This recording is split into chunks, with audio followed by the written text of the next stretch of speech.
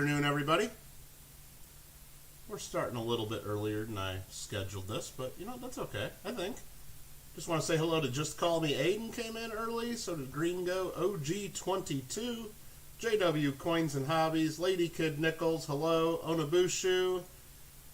Who else came in? Josh Schultz came in and said hello, had to go back to work. Johnny Kilo, Kevin Speaks, how you doing? And Mr. Breeze for me, 721. How are you doing too? Kevin Speaks, you're still the stream boss from yesterday, so thank you for that. And yeah, just to recap what we did yesterday, we went through a bag of $1,000 of half dollars that I got from the coin shop. That's what that bag looked like right there, just to show you guys. We went through all those, basically just sorted them all out, looked for anything special. We didn't find a ton special. We found some nice high-grade examples of some dates. Found a Susan B. Anthony dollar in the bag. You know, 5 or 6 coins with holes in them, and about 30 coins that were from mint set only years, from 2002 through 2017. Found a bunch of 2018s too, but we don't save any of those. But what we did is we sorted out a bunch of dates right there that have potential cherry pickers guide varieties, and we were having issues with the stream yesterday. Hopefully we don't have similar issues today, and so we didn't go through and actually put them under the microscope to see if we have the varieties. These just are ones that could have the cherry picker varieties. So what we're going to do today is kind of just look at those under the microscope and see if we get lucky and have the variety. And if not, then at least we'll get to hang out for a little bit and look at some coins and talk coins and whatnot. Hey there, John. How you doing? Robert Mims, hello. So there we go. So I guess first things first, we need to discuss what varieties we're even looking for. So let me get out my cherry pickers guide and we'll show you.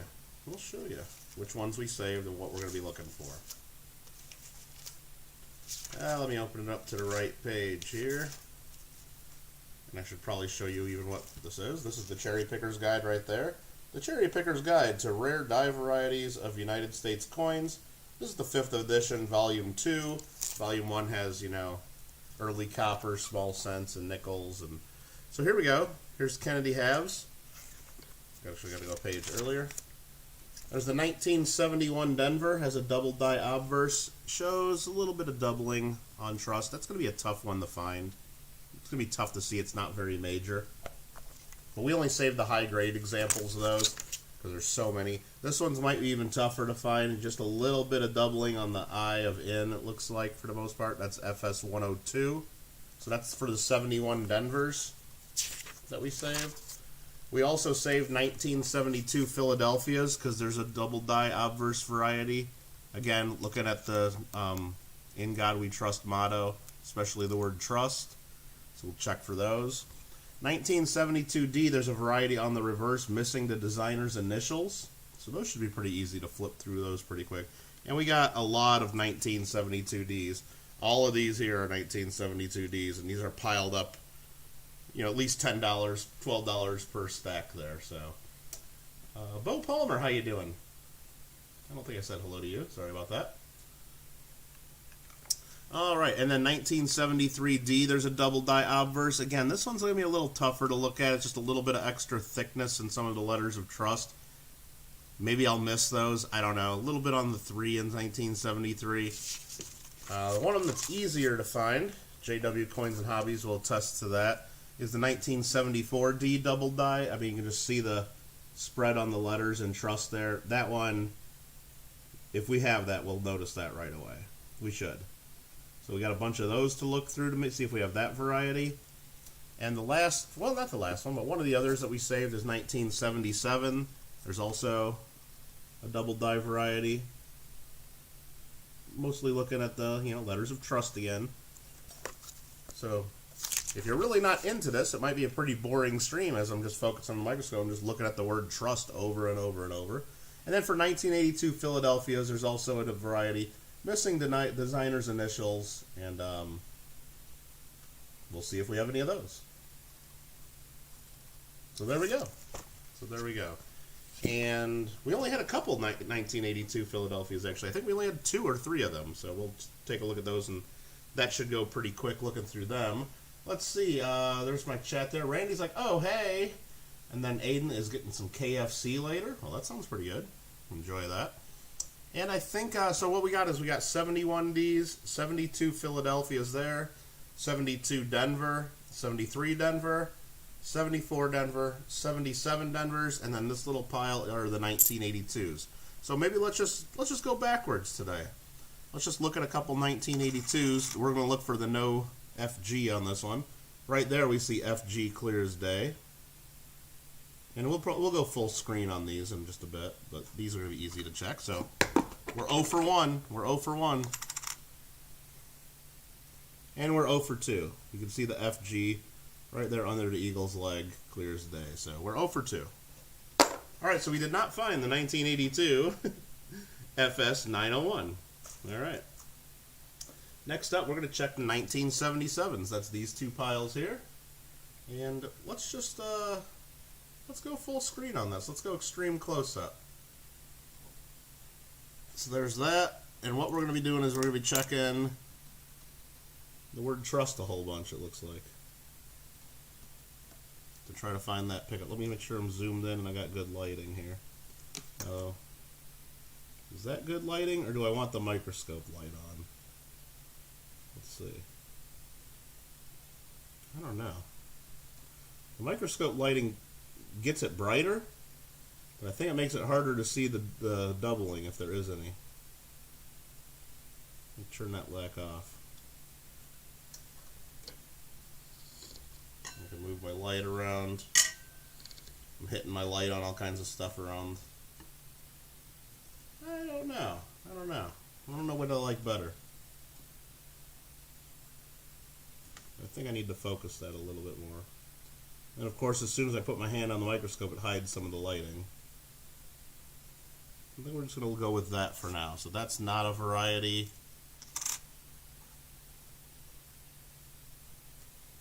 I need to actually move the microscope up a little bit. I'm having trouble getting the coin under the scope. Now I need to refocus. Again, if you are interested in this scope that we're using, it's on my Amazon list, and so is the aluminum stand I have it on. That's not a variety. Again, we're mostly looking at the S of trust. You should see doubling there real easily on this one. And if you guys want, I can show the image in the Cherrypicker's guide again.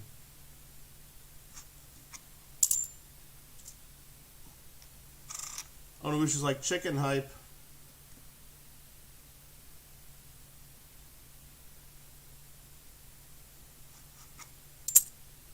And you guys stop me if you think I missed something. I can go back a few coins. I'm going to be going kind of fast through these because we got a lot of coins to look through. And honestly, I really don't love doing this kind of stuff too much. I mean, I love it if I love trying to find the major varieties. Like, I'll like going through the 74s just because they're more doubling and easier to notice. But looking for this one, not that interested in it. But I'll do it just because we're going through these. And so there should be clear doubling on the U, the S, the U and the S especially, and some of the R as well, if we have the variety. And that's my phone buzzing already. Come on, guys. Okay. Nothing important, nothing important. Lady Kid Nichols, Daniel Roberts.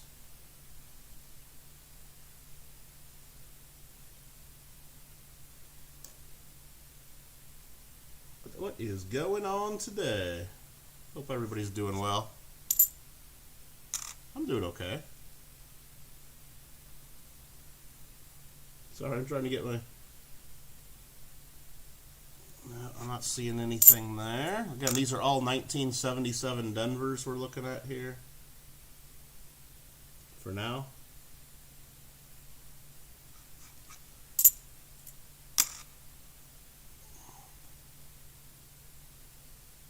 Going to be a lot of swinging and missing today. We might look at $250, $300 half dollars here and not find a single one. That's just how this works. So hopefully you guys are ready for the ride here.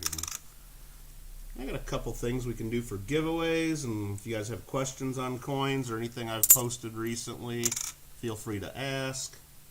You guys can check out my free monthly coin giveaway. I encourage you guys to get involved in that. Some of these are pretty junky that even if we have the double die on some of these, it's not going to be worth anything really. But we're just looking to see if we find them. Randy says, wait, stop. Go back? Go back? I don't know which one. No, I'm not keeping them in order. Alright.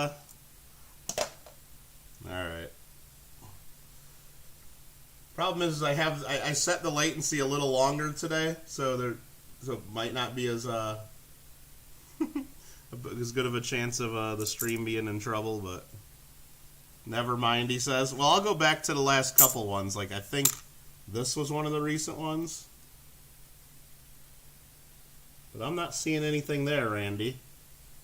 This was one of the recent ones we just looked at. Ah, come on.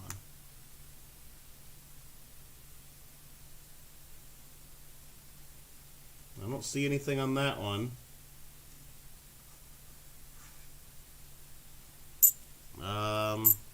This was one that we just looked at. I don't know, those were like the last three I think that we looked at. Anyway. I'll try to keep them in order. Randy, I'm going to try to keep them in order just in case you think we see something, because I know you look at these a lot more than I do, and you look at them a lot closer than I do. So I'll keep them in order so I can go back. Starting now. But I don't think there was... I don't think it was the one in the book, if you said there was something there.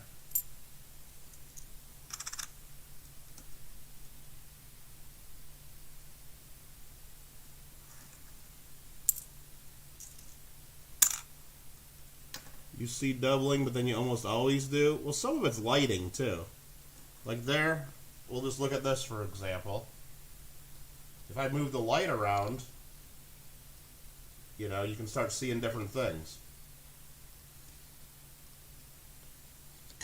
Just get all kinds of different lighting and angles. And if you actually have a double die, when you move the light around, it helps you find it. And then if I turn the microscope light on with this light, then it gives it all kinds of weird different shadows and makes it look doubled. So I don't like the microscope light as much for trying to...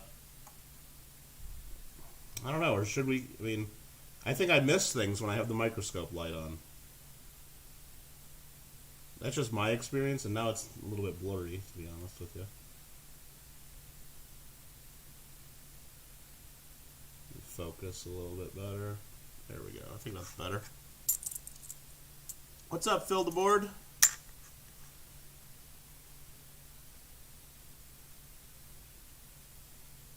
Nothing.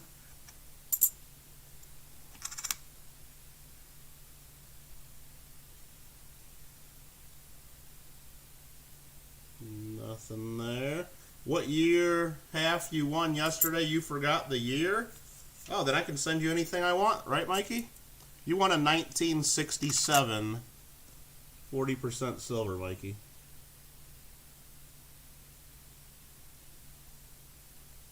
That one has some damage. Ring of Death on that one.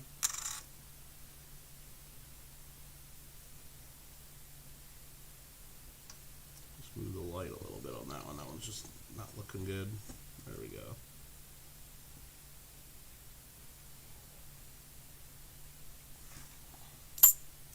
We got a few more of these to look through.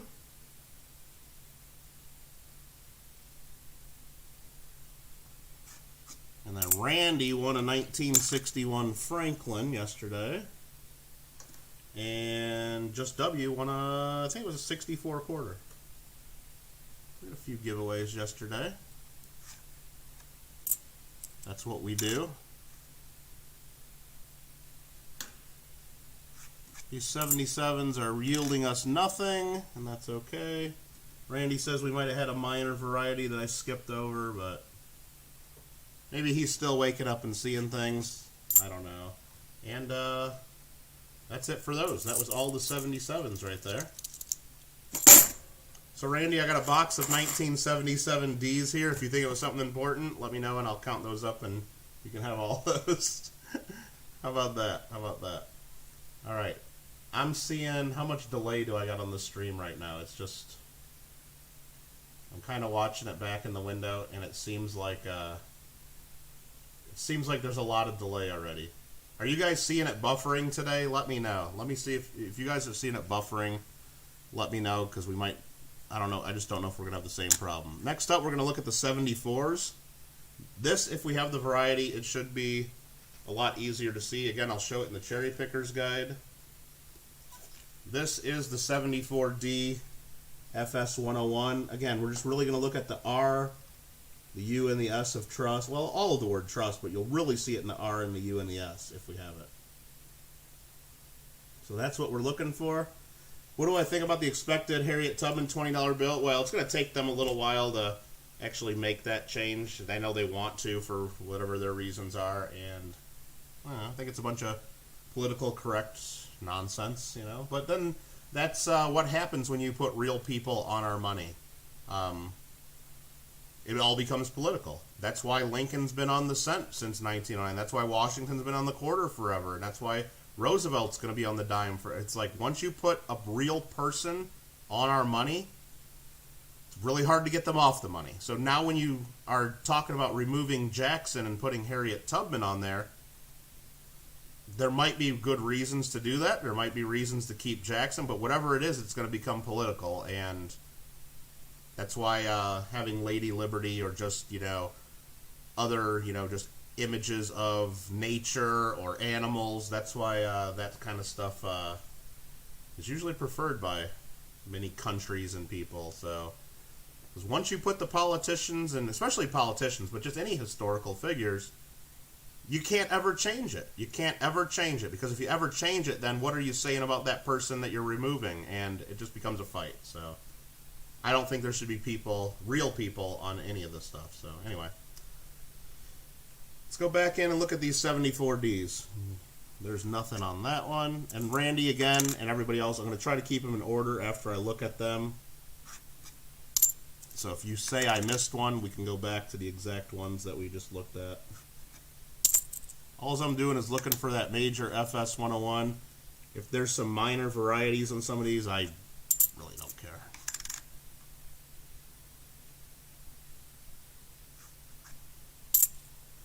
Jeff Dunn, S-Mac, how you doing? Thanks for letting me know, Kevin. I think I was just back in my own... I know I got to set the lag a little bit more. What is it? The latency, I guess. I set it a little stronger today. But it's not as far back as it was yesterday, that's for sure.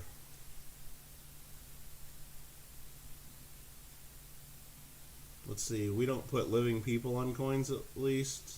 Well, we try not to. We have, and we still can. But then again, once you put people that are not even living on there, again, it becomes very political. Like there was the fight trying to put Ronald Reagan on the dime at one point, and the Democrats were totally against it because FDR is the hero of the Democrats. Let me look at that one again real quick. You know, and whether you liked FDR or not, whether it's political or not, it becomes a political issue, and that's unfortunate.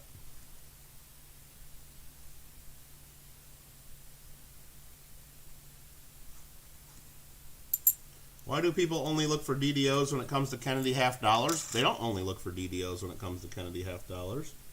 I mean, they look for DDOs on other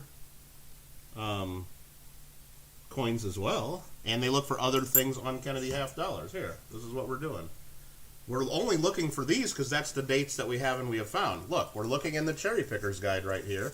These are the varieties that are worth looking for. We just looked at 77D. The only variety that they have in the Cherrypicker's guide is DDO number 1. That's a double die. Now we're looking at 74 Denvers.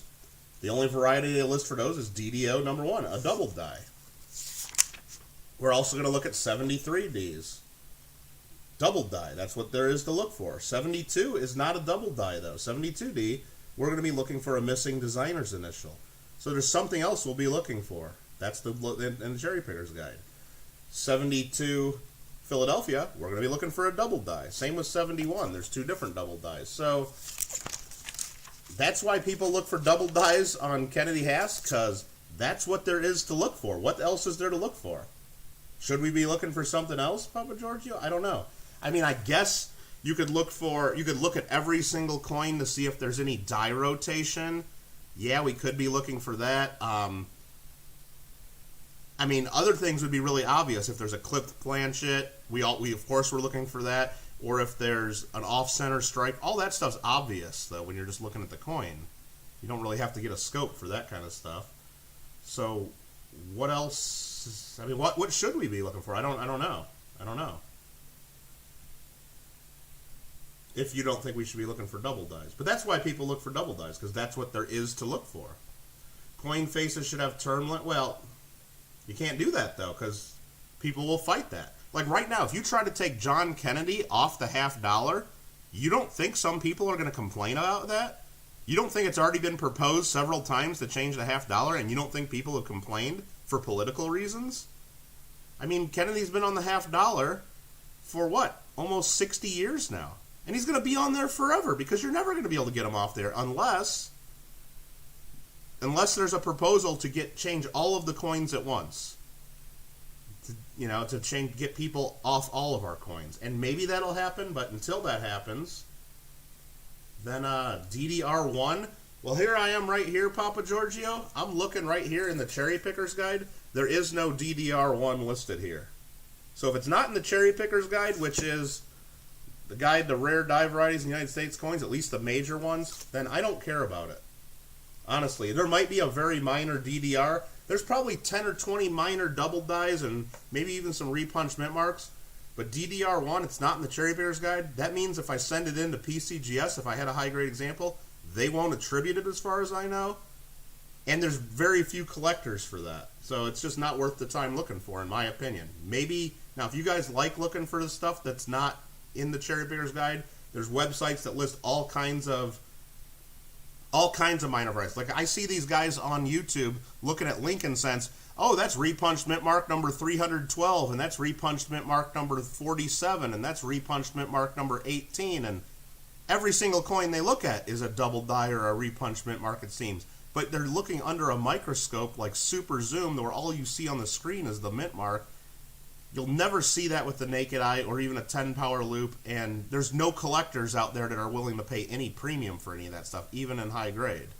Any collector that cares about those super minor varieties wants to find them themselves, because no grading company is going to, no major grading company is going to really attribute those and set prices and make a market of those. Yeah, I know ANAX will attribute just about anything if it's on somebody's website, certain people that have relationships with them, but again, we got a lot of stuff to look through. I'm only looking for the major stuff that collectors would actually have in demand, So that's kind of where I'm thinking. But, oh no, Papa Giorgio, don't apologize. I'm just trying to explain where I'm coming from.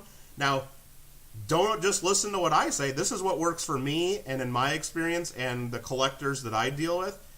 If you like going through Variety Vista and looking for every single variety and that's something you enjoy, absolutely do it. They're your coins. And I encourage you guys to have fun with it, of course. I mean, but I'm just answering the question why I'm not looking for any of that stuff, because I don't think it's worth it. Now, if you think it's worth it, then I support you 100%. Why does PCGS acknowledge the Cherrypicker book and not other sites? Because the Cherrypicker's guide is a reference that they can grab off their shelf and look at, and other collectors can grab off their shelf and look at, and it doesn't change every day. And for PCGS to, and you look at their website, they explain it. If you want them to attribute stuff, it has to be in a reference book, and it has to be something people can look up, and so their graders can look up, and there are people that attribute. If you have it on some website, what, do you want the graders really? Like if you send them repunch mint mark number 66 of the 1958 D Lincoln set, do you really think the graders have the time and energy and even care enough to then have to figure out what website that is, what you're looking at, which picture, and then they have to rely on someone who edits that website to make sure the right pictures are in the right spots, and no, they don't do that. Maybe Anax does that if you pay them to do that on certain websites, but yeah, that's why they don't do it. RFT should be here. He finds DDOs almost all the time. I mean, he looks at a lot more half dollars than any of us too. But we'll just look at that one again. Yeah, that T just looked funny. I think it has a hit on it.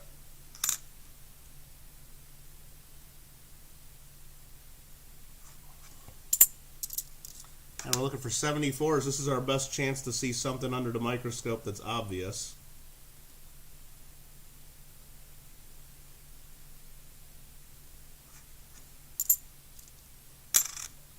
Believe me, I have a lot of coins I'd like PCGS to attribute and put what I want on the labels, but if they're not in a major catalog or reference book, they're not going to do it.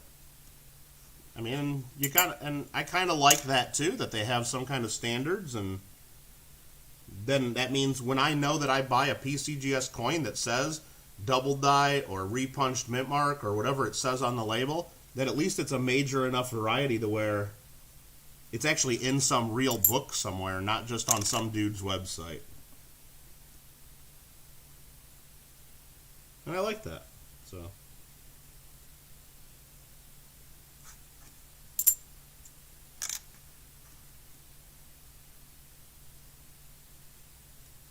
that one, the T of Trust looks a little thicker, but I think it's just smashed down a little bit. Well, the first T of Trust, let's say. Let's move some light around just to see if we get a different look at it. Nah, not really. Southern Coin's working on getting set up to start a Nickodated Buffalo folder. Okay. I mean, I know people that have done that. Just be careful when you're Nickodating Buffalo Nickels. Learn what you're doing first, as far as there's a few major varieties that you can attribute without Nickodating them. So even if they're dateless, you can still know what date they are, just by looking at other parts of the coin. So just make sure you learn those couple big ones, and like the 16 double die in particular.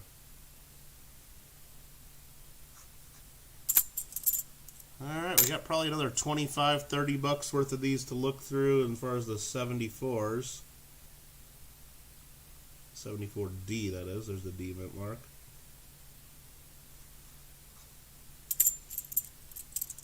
Alright, let's get rid of some of those. Make some more room.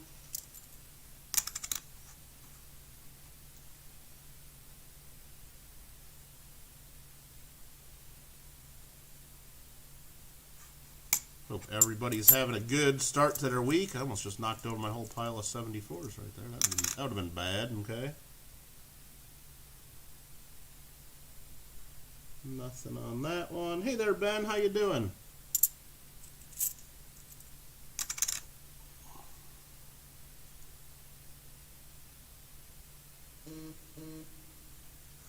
There's my phone buzzing again. Always. Especially at the beginning of a week. I probably shouldn't do a stream this time of day, this time of the week, but now, and I wasn't really planning on it. We just had some issues yesterday and kind of forced us to carry over to today. But that's okay.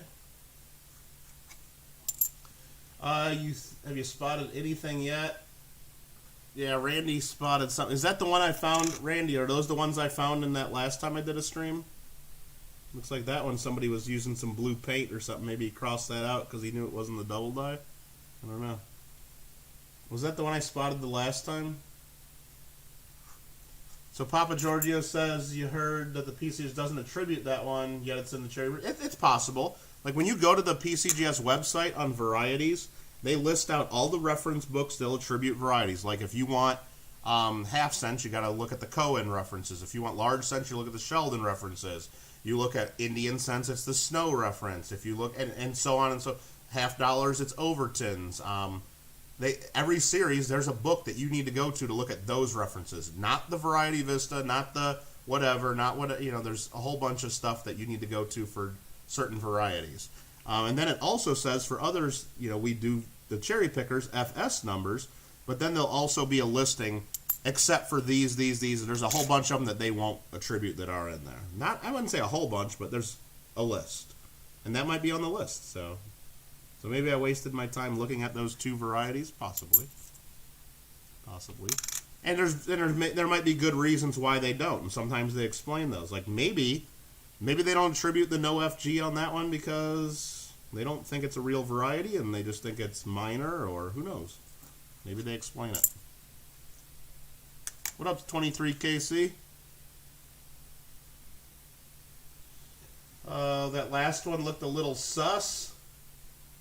Wait, hang on, you were rewound. Come on, Randy, like how far back? Like how many coins? I'll stop right here because I can go back exactly how many coins. If you really think I should look at something. Because I didn't see anything. You should do a 40% $half error hunt in the future? Like what would I look for, Mikey? What do you mean? Like varieties? Because I got like 10 rolls of 67s that are brilliant uncirculated from that video I did back a few months ago where I only looked at the 64s and the 64Ds. I had a whole bunch of rolls of 67s I was going to look at, but the stream just lasted too long and I gave up, pretty much. Is the DDO on the Denver, or well, I think it's just the Denver for the 74s, at least in the Cherrypicker's guide. Armando, how you doing? Let's see. Somebody else came in as I missed saying hello to, I thought. Need the dime and the up Cherrypicker's guide. Yeah, I mean, I know you can get the everybody says the Cherrypicker's guide's out of print and real expensive. You can get the Kindle version on Amazon pretty cheap and download it if you're still looking for it. All right, Randy, I'm going back. I'll go back through the last couple real quick. How about that? That was the one right before. I don't see anything there. This is the one right before that.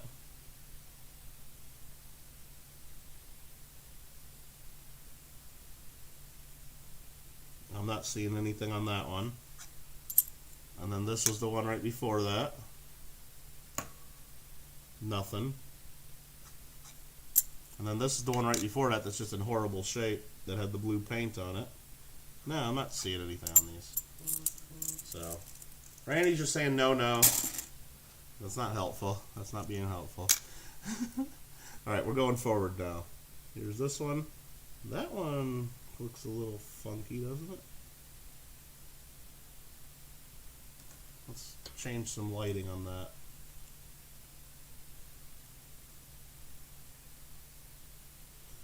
I mean, do you guys like when I have the microscope light on? I mean, I know it's more clear, but I don't know if that's harder to see varieties. I don't know. Do you want me to keep the microscope light on? Because that's the microscope light on. That's the microscope light off. I know it's darker, but I think it's easier to see varieties out with that, in my experience, and I just bumped the focus a little bit. Let me try to refocus it. There we go, I think. That's a little bit better. Randy says, sorry. Let me catch up on chat just a second while you guys let me know what light I should have on. Denver mint in the 70s had some issues. I don't know.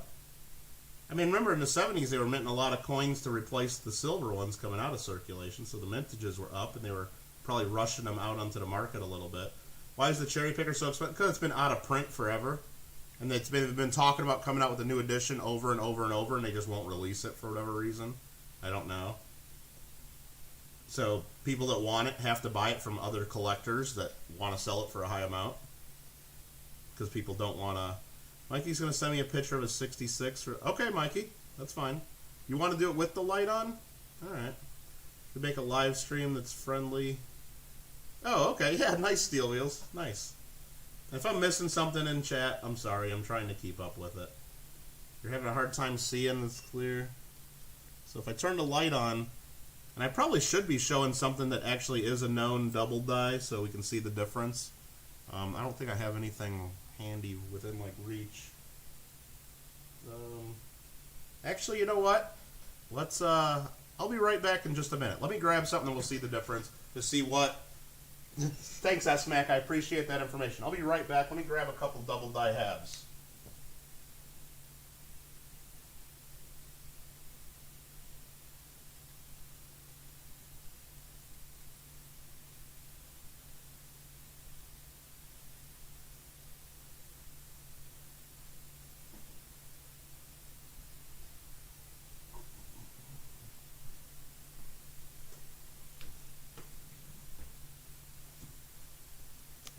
got some there.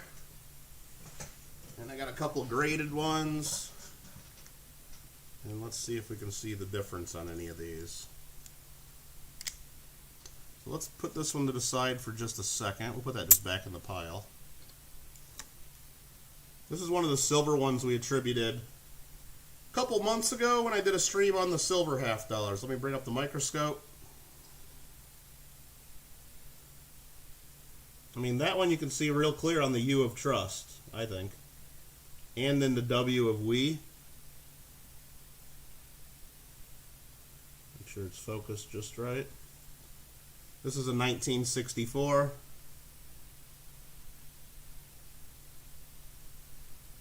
So that's with the microscope light on. Now if I turn the microscope light off, I just think it's so much easier to see the doubling, especially on the W of the we. You can see those split serifs a lot easier. And just look at the U of trust. It just seems like, in the R, it just seems like the doubling's so much easier to see with the light off.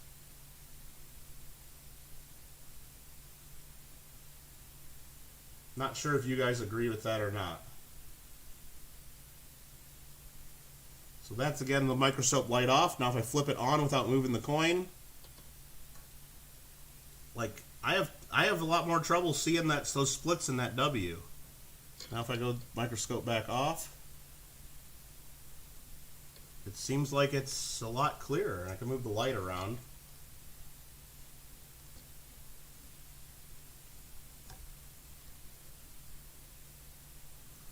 Yeah, I mean, and when I say the light off, I just mean the microscope light off. I got another big light pointing straight down on the coin. It's just a regular, you know, normal bulb, not these little LED lights.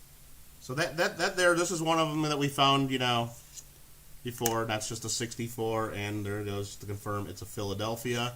So we found 6 of these. Here's another one I'll put on there to scope, just so you can see that we found. Yeah, we found 6 of these that day when we streamed. So I will send these into ANAX. I got them in a pile for an ANAX submission. I was just waiting until I had more coins to send in, and maybe I'll just have to do that. Maybe I'll just have to send them in eventually. I got another one here I'll show. This one here, let's just go back to the main scene there. This one here is actually a graded example. 1964D triple die obverse. And that's die number 5. And if we look in the Cherrypicker's guide, just so you know, this is an old reference. They call it the FS 013.6, die number 5. So if I go to my, Cherrypicker's guide and look under 1964, where is that one? It's die number 5. I gotta try to figure out which one this one is now.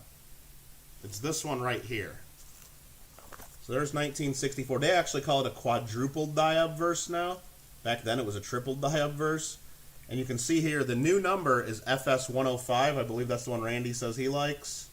And there's the old number in parentheses, .0136, and then DDO5 in Kaneka. So that's the die 5. So this is the right coin. That's the doubling we should, quadrupling we should see. So that's the Cherrypicker's guide reference. And now if we put that one under the scope, I'm going to have to refocus because it's in a slab and at a different height. Let's go to microscope. Change the zoom. And there's a little bit of quadrupling on there apparently.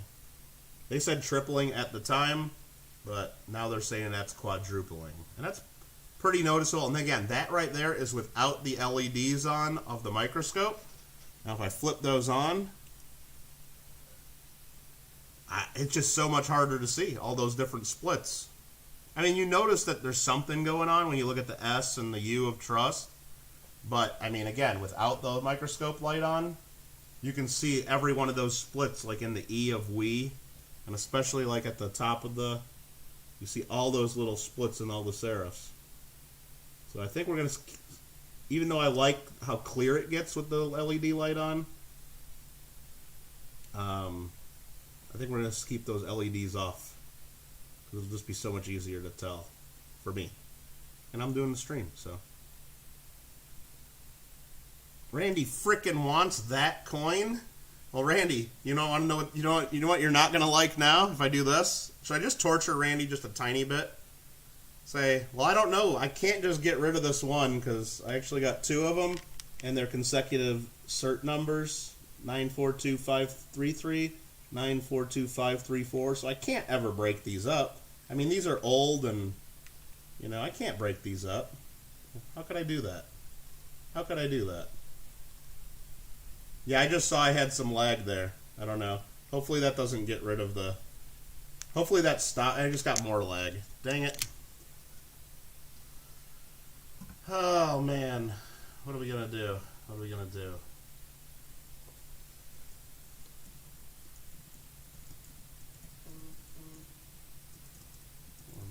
Yeah, it's lagging a little bit for me too here. Let's see. Let me see. I just got some error messages. What does this say? It's not receiving enough data to stream smoothly. I don't know what to do here. Is it working for you guys now? Man, I only just refreshed my window there, because that looked really bad.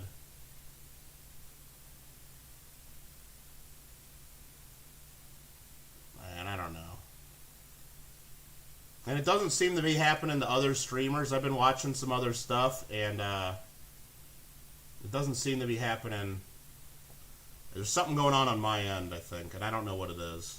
And I haven't changed any of my settings, and getting some trippy colors on your end. Yeah, it's been doing that to me a little bit here. It's been doing that a little bit. Dang it. Dang it. Do a wheel for Randy. Screen look. Yeah, I'm looking at it on my end. The screen's just going nuts. Damn. YouTube's not receiving enough information. Now, the only thing I can think of is that this might end the stream, guys. I don't know how to do this. I'm going to stop.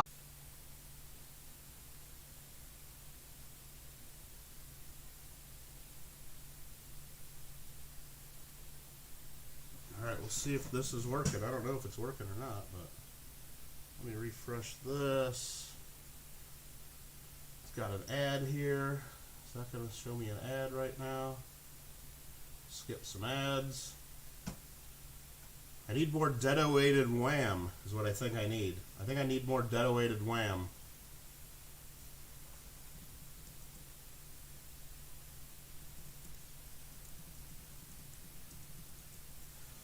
I need more dead-weighted wham is what it is, apparently. I don't know. I don't know what's happening here, but yeah, my computer just totally went crazy.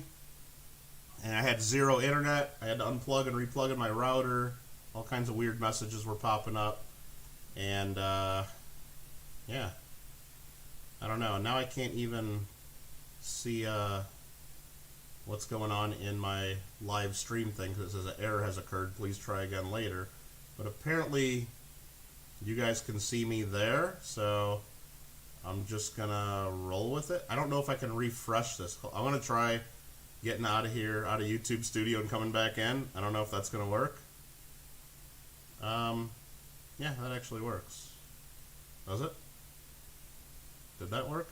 Yeah, that works.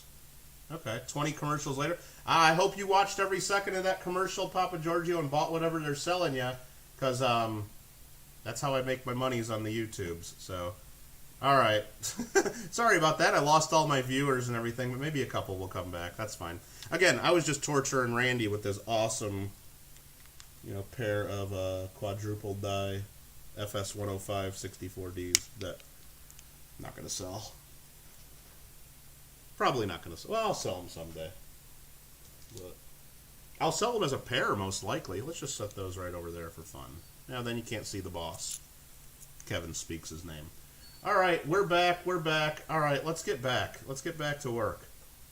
What were we doing? We were just showing off some shiny purdy, trying to decide how to do our microscope light. We decided light off. Let's get back to the 74Ds and try to find some double dies before this is totally gone. My chat just isn't working at all here, so that kind of sucks. At least my chat in YouTube Studio. I got a separate window open and chat is working there. So Yeah, this is gonna be interesting. But let's just roll with it and see how long we can get to keep this going before California shuts me down again. So I gotta refocus all this because we had a slab under there that was a different height, of course.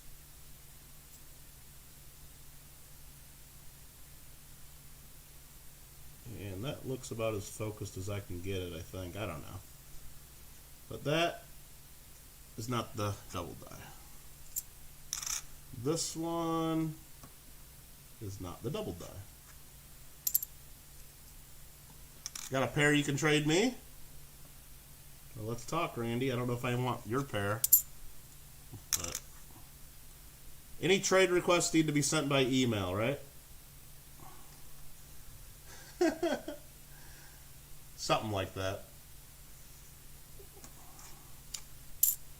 Yeah, I don't know. It was like internet just was down 100%, and like when I opened up the window to refresh, it just gave me it like logged me into my router and stuff. I'm like, I said, there's no connection from the. I'm like, I didn't even know how that window popped up just now.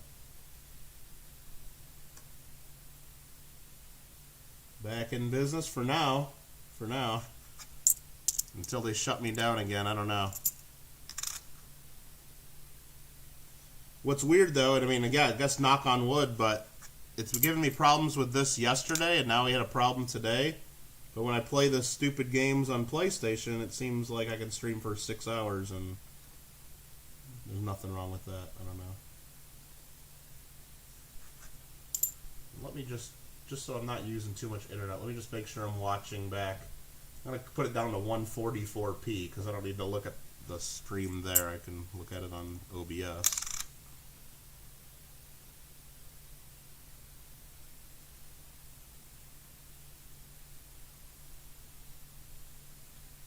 At least until the shop check, yeah, right? Oh, I gotta make sure I'm on live chat too. I'm on top chat.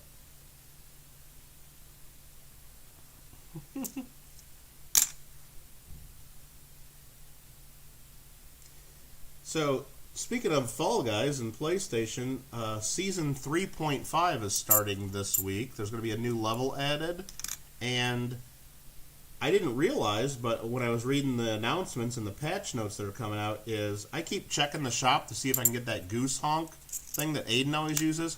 Well, it hasn't even been possible. It hasn't even been available in the shop, like at least in the bottom row of stuff that each person gets. That and Godzilla and a couple of the stuff from last season aren't even available. But they will be available now that Season 3.5 is going to starting. So we might get the goose honk, you might be able to get Godzilla and some of the other stuff that you missed.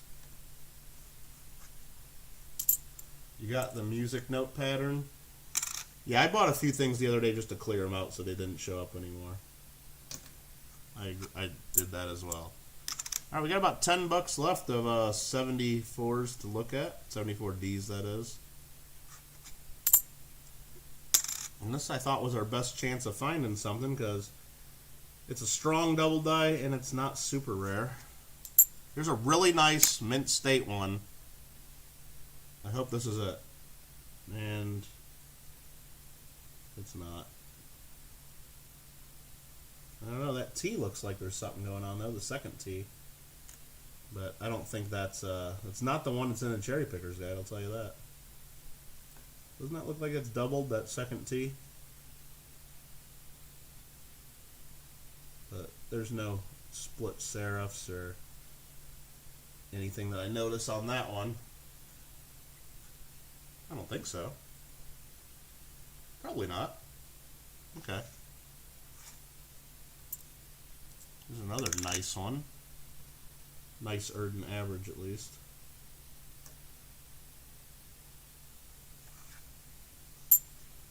Alrighty, this one's cleaned and scrubbed.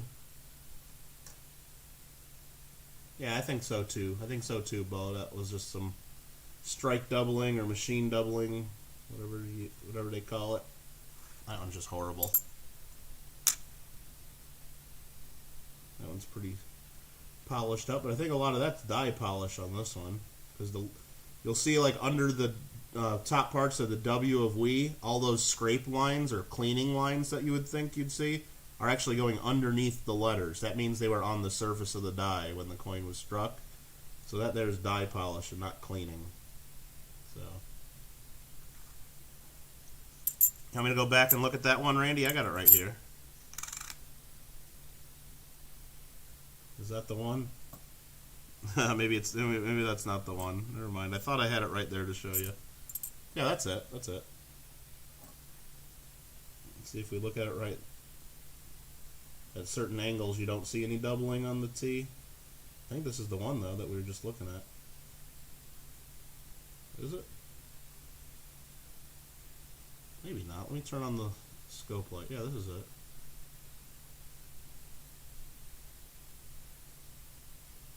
I mean, they're almost looking as though there'll be a little bit of doubling some other spots, but that would happen with strike doubling.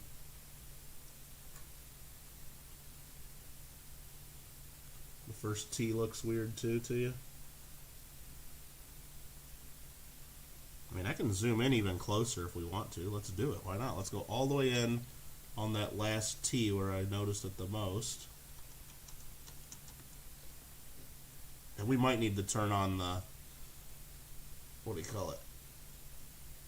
The light, because it's getting so close.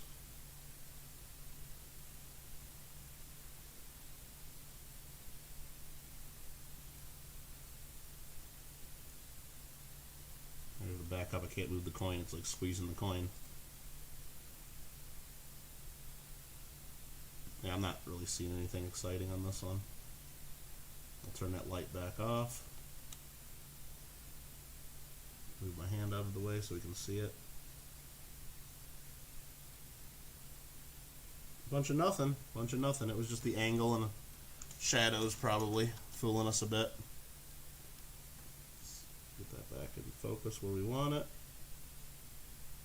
Yeah, certain angles it makes it look doubled, but it's not. It's not. Please find one brand new, but saved all your 74s. Well, hopefully you're saving 74Ds to look at, because that's what we're looking at for the FS101. Hailing in Galata. Oh, wow. That's pretty wild. Yeah, we've had off and on rain, and it's been really windy, and like where I'm at, all the lines are underground, but I don't understand. I mean, look, I don't know the whole grid here in Southern California, but whenever it gets really windy, I have issues with cable and internet.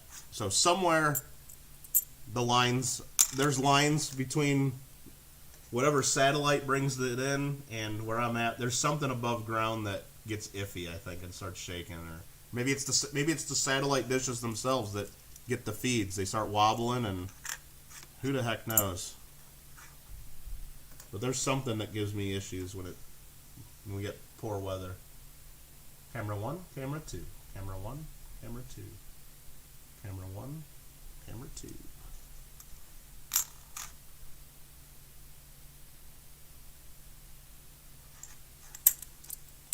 Alright, we're running out of 74s to look at, guys. We're running out of them.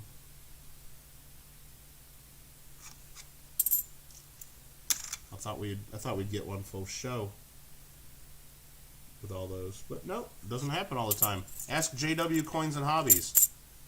They're not easy to find. Well, they're not super hard to find, but that scope makes you see double. Are you? Well, maybe there's doubling on the coins that I'm missing if you're seeing double.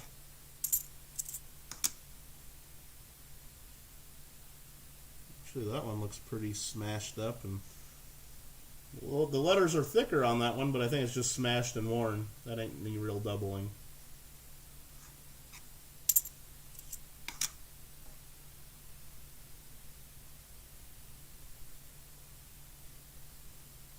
Yeah, it's just saving. Wind makes for loose connection. I mean, that's possible because somewhere, but I mean, if everything's underground, the wind shouldn't matter at all. But somewhere, like I said, between me and wherever is, and this one has a hole in it, remember? So we'll check that one anyway.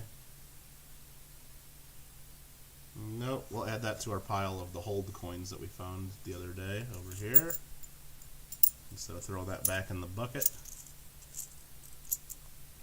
We only got like 5 more coins to look at for these 74s.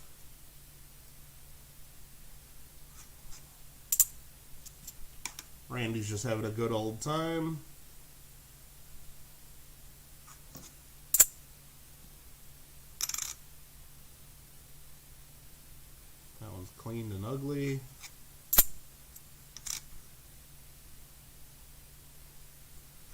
Nope.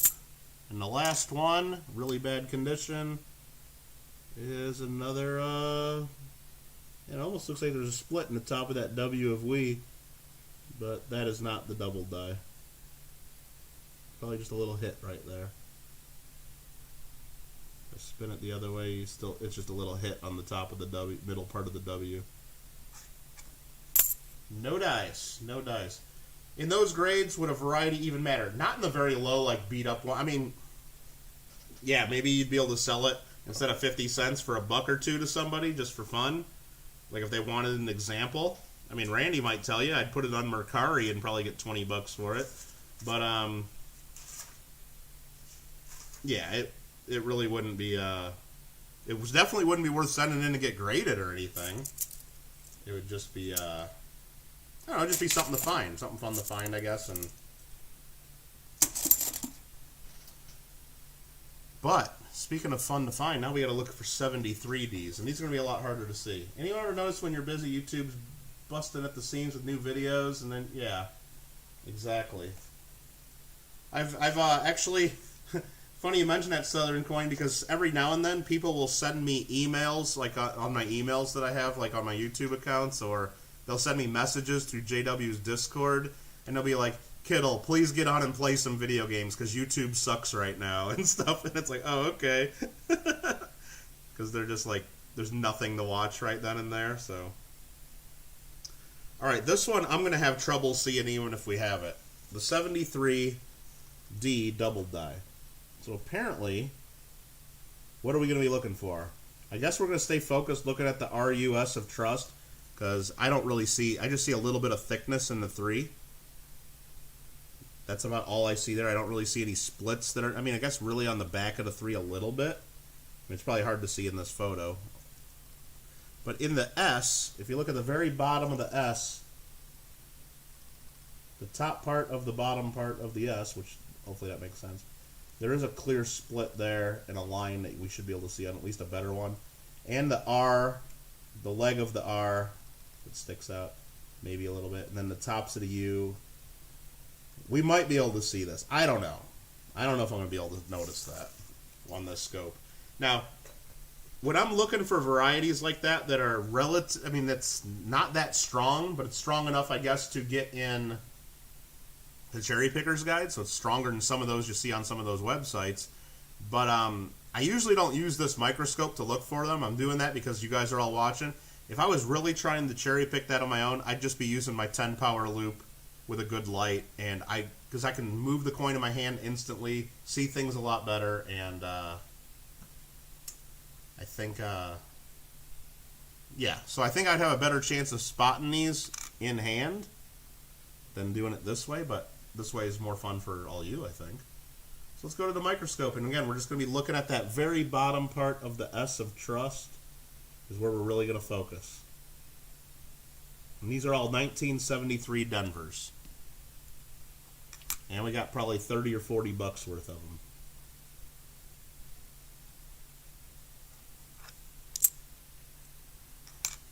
I should just have Randy like on speakerphone or whatever, so he can be watching this live and yell at me if he sees it, because Randy seems to see things that I don't see.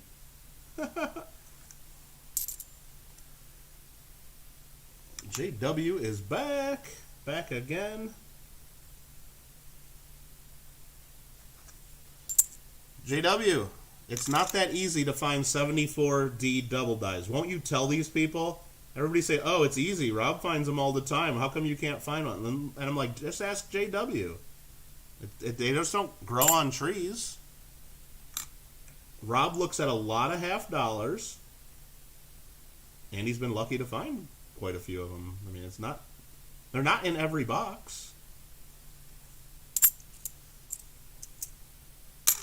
So how dare he make it look easy, you know, right? Am I right? Do I have a 73D double tie? That's what we're looking for right now, Papa Georgie. I don't have any, though. That's what we're looking for. Are we on a 15-minute lag, or are we good? I think right now, I mean, it already crashed once, and we had like a 3 or 4 minute delay, but I had to reset my router, this California internet. It's really easy to find if they're in the box. Well, absolutely. Absolutely. So, Wait, we have a Pickle appearance? Uh-oh. What's up, Pickle?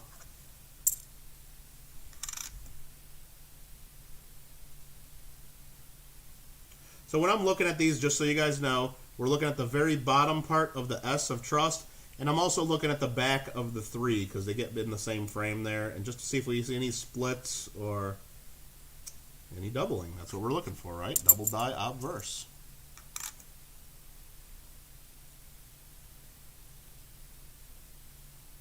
Oh, there's a lot of die polish there. It's kind of cool.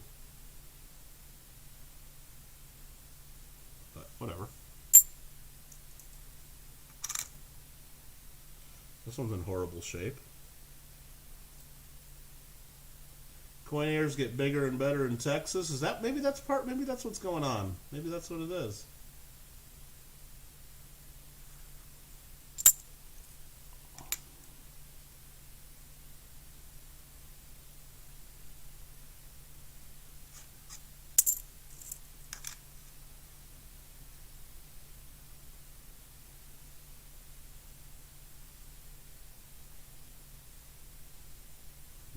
Nada, lima, nada. Nothing.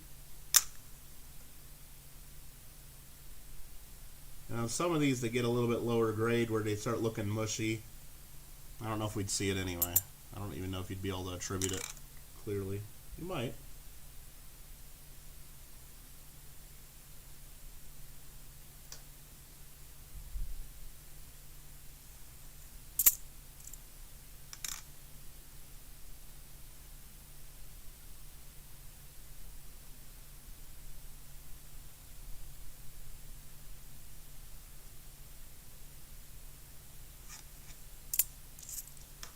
Yeah, and hope everybody's having a decent Monday. I know everybody loves Mondays. But we'll see. We'll do the best we can with it, right? I probably shouldn't be streaming right now because my phone keeps blowing up with work I'm supposed to be doing, because that's what happens. Monday's usually the busy day because everybody waits all weekend and then bugs you on Monday. See, I like when I need to get help from people or I got business to do with people, I usually try to wait till Tuesday because usually I'm busy on Monday, and I know usually a lot of other people are. So if I can wait till Tuesday, I wait till Tuesday to bug people. But not always though. If it's something I really need to get taken care of, I'm calling them first thing Monday, and I'm just as guilty, I guess.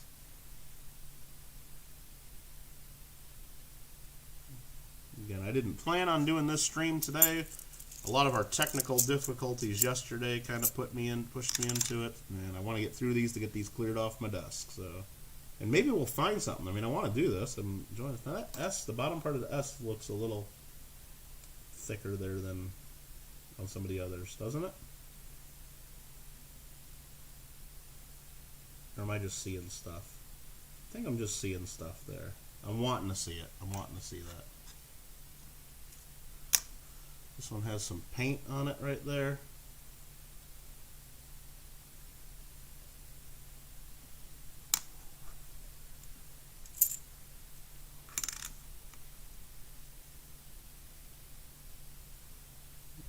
Nothing there. Now that I just looked at a couple of ones, let's go back to that one I thought looked a little different.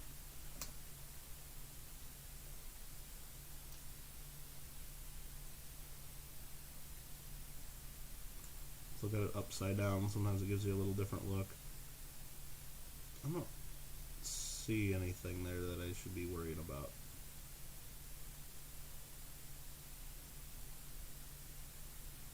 I think it's just the lighting and something, maybe a little mark on that that's making it look that way. But there's no doubling anywhere else, so we're not worried about that anymore. Tax season starting very soon. Well, a little bit. I mean, it's actually going to start late this year because everything's delayed because of China virus in the world, you know, at least in America. And government's slower than normal this year, not only because of that, but it's a transition year and everything with the administration. So usually they start tax season right about now is about when you can start filing, the last week of January. And they're already saying, like, not even until, like, the middle of February you can even start filing because they're even going to open it up for people to start filing. I don't remember the exact date, but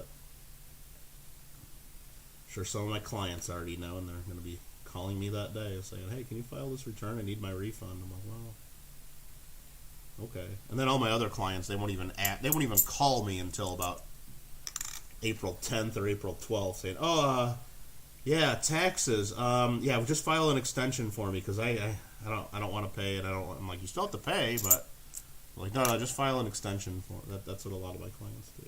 So we'll deal with it in the fall. That's what they tell me. Like, okay.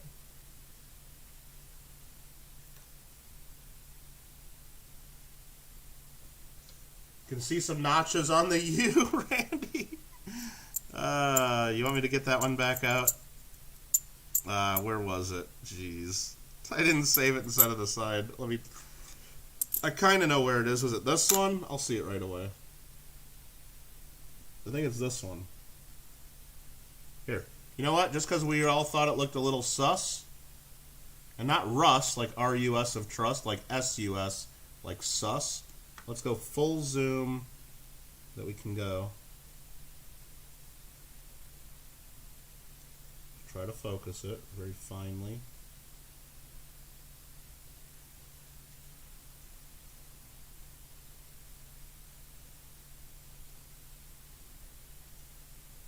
And then we'll move light around a little bit.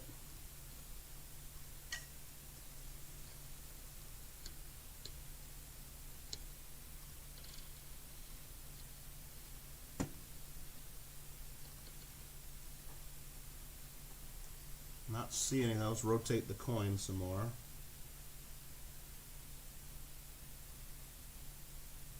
If there's something there, Randy, it's super minor, and it's not the one in the Cherrypicker's guide. But I mean, I might see something on the top of that U. Let's turn on the microscope light. Maybe that shows us something. Like even that second T is kind of thicker than normal.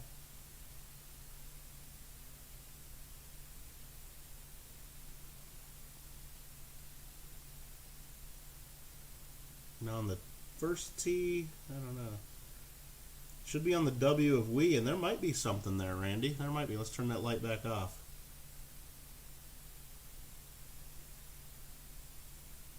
Or are we just wanting to see it? Sorry, any movement makes it go a little nuts, and it's hard to keep this still.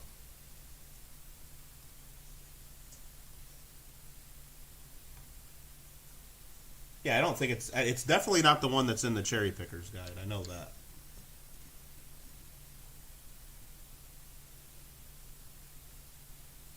Okay.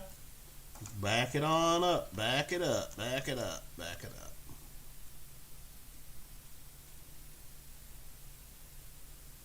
But right there, it looks like something to me. I don't know. Maybe I'll just send that one to Randy and let him drool all over it. I don't know. Even the 3 looks a little thicker than the 3 usually looks, doesn't it? I don't know. Hey there, Henry. How you doing? How you doing? I'm going to set that one to the side. That one's going with Randy with the 1960 one he's getting. Plus 73D sus coin. I'm going to write on the list there. Perfect. Randy, I'll send that to you. You can look at it with microscopes and loops and whatever else that we do. But we put that one, the next one right there. It just, yeah. I don't know. There's something going on that last one. I don't know if it's just wear that makes it look like something, or if maybe it's a minor DDO that's not in the book.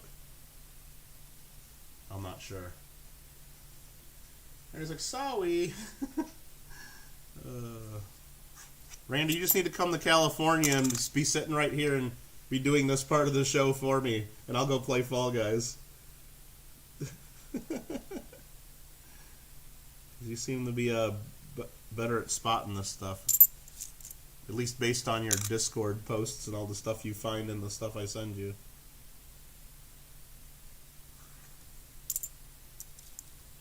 Yeah, we're about halfway through the 73s. On that one, there's something going on in that S. I think it's just a hit on the bottom of the S. That's all that is. I'm not seeing any other thing going on in any other letters. Just a hit on the bottom of the S. That's all that is.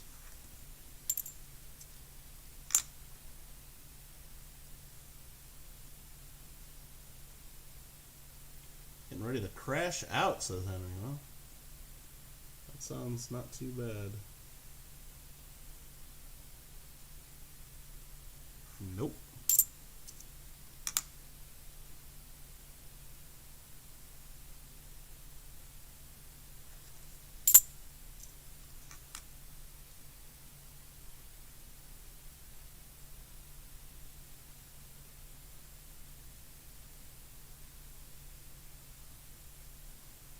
Just nothing there. Nothing there. Here's a really nice one compared to the rest. And of course it's not the one that we want with doubling. Or maybe it was lightly. No, it's probably dye polish. That's not cleaning.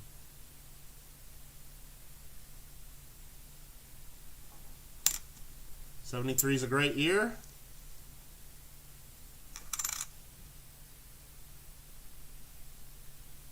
I'd like to find the double dye. That'd be kind of cool.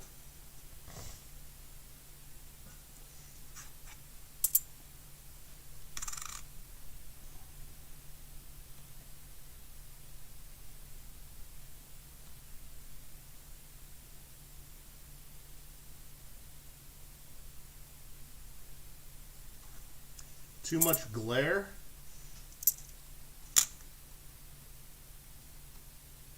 Nah, we'd spot it if it was here. We'd spot if it was here. I mean, I could move my light further away, and then you can't see anything. Or I could move my light. I just keep hitting stuff over there, or over there. See, I'm just moving it back and forth. And sorry if I keep hitting my copy stand. That's about as good as I can get, close as I can get with that light. And then I can turn on this, but that washes it out, so we don't do that. Susie Q got a few minutes. How you doing, Susie Q? We're just looking for, you know, some double dyes if we can find anything. You can't see the tip, Randy? Well, I don't know what to tell you. Here, I'll show you that you can see it. Here again, we'll put a 64 under here. You can't see those split serifs on the U and the R, and the W and the E. I didn't move the lighting at all. Now I know this is a shiny, pretty silver, so it's easier to see, but that sticks out plain as frickin' day, right? Right? Am I wrong? Okay. Okay. I mean, even if I turn the coin a little bit. And if I turn the coin back this way. Or back this way. And then now if I move my light back and forth. Yeah, I guess some spots that I put the light, it's harder to see. But all along the way, we would not have missed this coin. Regardless of where this light is, we would know that to look at this closer. It's very easy. Very easy. So anyway, I don't think that the lighting is hiding these on us. I just don't think we have it. Back to the 73s. Speaking of dibs, JW. Speaking of dibs, should we? Well, you know, we're almost done with the 73s. We'll take a little commercial break to show you some new stuff that came in the mail. If anybody wants a preview of upcoming items on Michael Kittle Rare Coins, unless JW wants them because he's got dibs. He just said dibs. He just said dibs. Randy saying LOL. John Samarin keeps trying to get in the giveaways, but there's the link for the giveaway right there.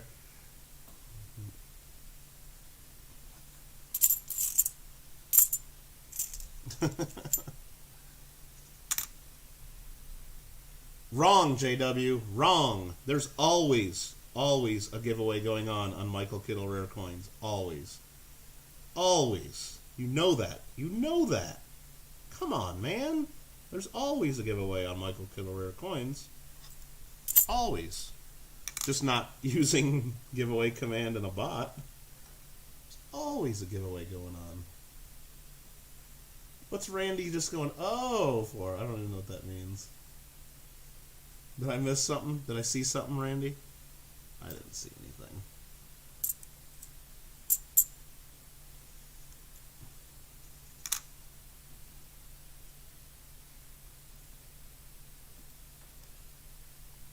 I'm looking. I'm trying to see it.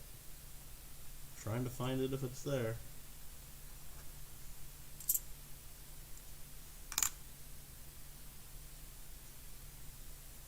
No ribs. No ribs.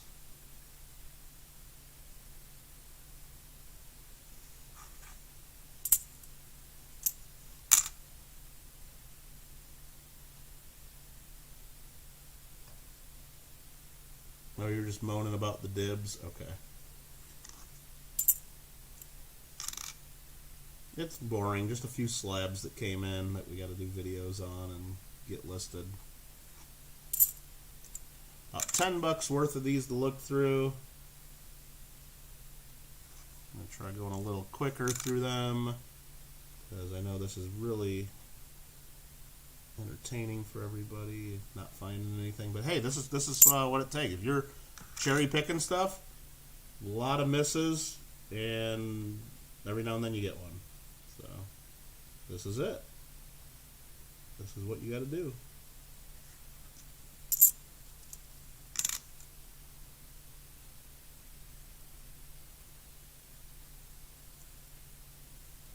Mikey is having homemade meatloaf and fries for dinner. Okay. Need to comment? You don't have to, John. That's a bunch of BS. If you're in here watching, you get credit for it. The only thing that happens if you're not in here commenting is that eventually we won't be able to tag your name if we needed to tag you for something. But there's a lot of channels out there that say, oh, you need to comment every few minutes so I get credit for the watch time. That's 100% fake news. Guaranteed. There's a lot of people that watch on devices that you can't comment. Like if you're watching on your smart TV, you can't comment on some smart TVs. You just can't. So are you telling me that YouTube doesn't give us credit for people that watch on their TVs? Fake news. Of course they do. Fake news. But feel free to comment if you want. That's fine. I mean, I'm not going to mind. But no, I get credit if you're watching. If you put your phone on, click play on one of my 7-hour videos and walk away, as long as that thing keeps playing and you haven't watched it before, and yeah, I get credit for that. Absolutely. Absolutely. 100%. 100%. Thing's trying to tell you piano rhymes with banana. It does not. I mean, depends on where you're from. You might call it a piano. I know people that call it a piano. Hey, do you play piano? Probably. And would you like a banana? Probably. I would like a banana right now, actually. Part of it goes like, comment. All right.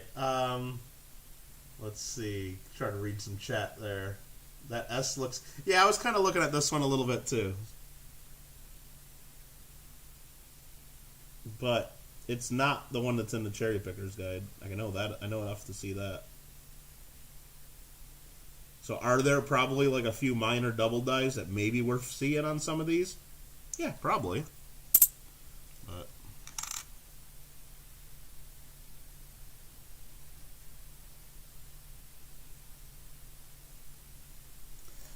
see, it's a piano. Exactly. Randy says it like piano. Oh, and then you say civilized people call it a piano. So I wasn't meaning to call you uncivilized, Randy. No. Of course not. Of course not. Yeah, Pickle just comes in and says Pickle Lurker and Pickle Peeker and drops eyes every now and then. Yeah, Susie, if you run giveaways with Nightbot or Streamlabs and depends on your settings, yes, on channels like that, people do need to comment every so often, depending on what your settings are, within the last 1 minute, 10 minutes, whatever you have it set at, to be part of it. Let me look at that one again. No. But I don't do giveaways like that, so there's never really any need to comment. But I encourage you to chat amongst yourselves and with me and ask questions and have fun and all that. Yeah, probably immediately discard. Oh, yeah. Randy, if you want all these coins that we looked through yesterday and today, let me know. I'll tell you how much. $1,000 face value plus shipping. You can look through all of them. You can look through every one of them. All right.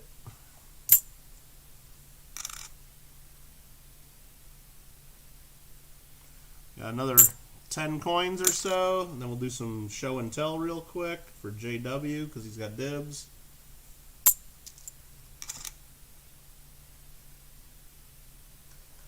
Can someone tell me what the squiggly mark at the base of the neck is? That's the artist signature, yes. That there is an R. Can I get it? Well, here, let's look at a nicer example in just a second. I'll show you.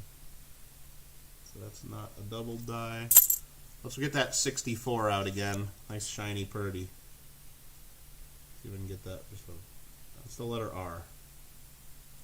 Well, I'm trying to show it. Maybe I gotta turn it around to get the light hitting it.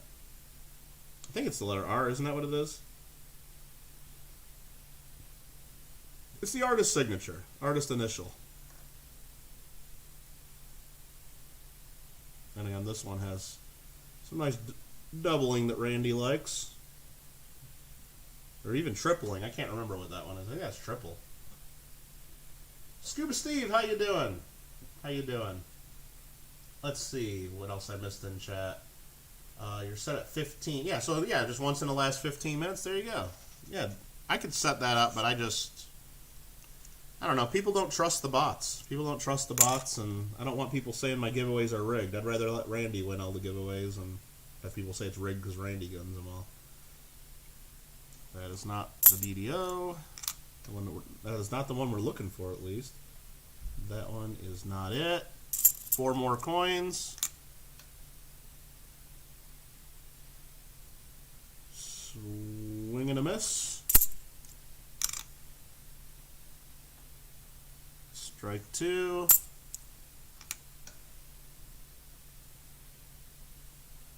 Strike 3.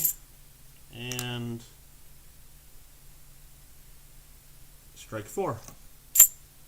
All right, that was fun. That was fun. I got all these 73s that were no good. Nice.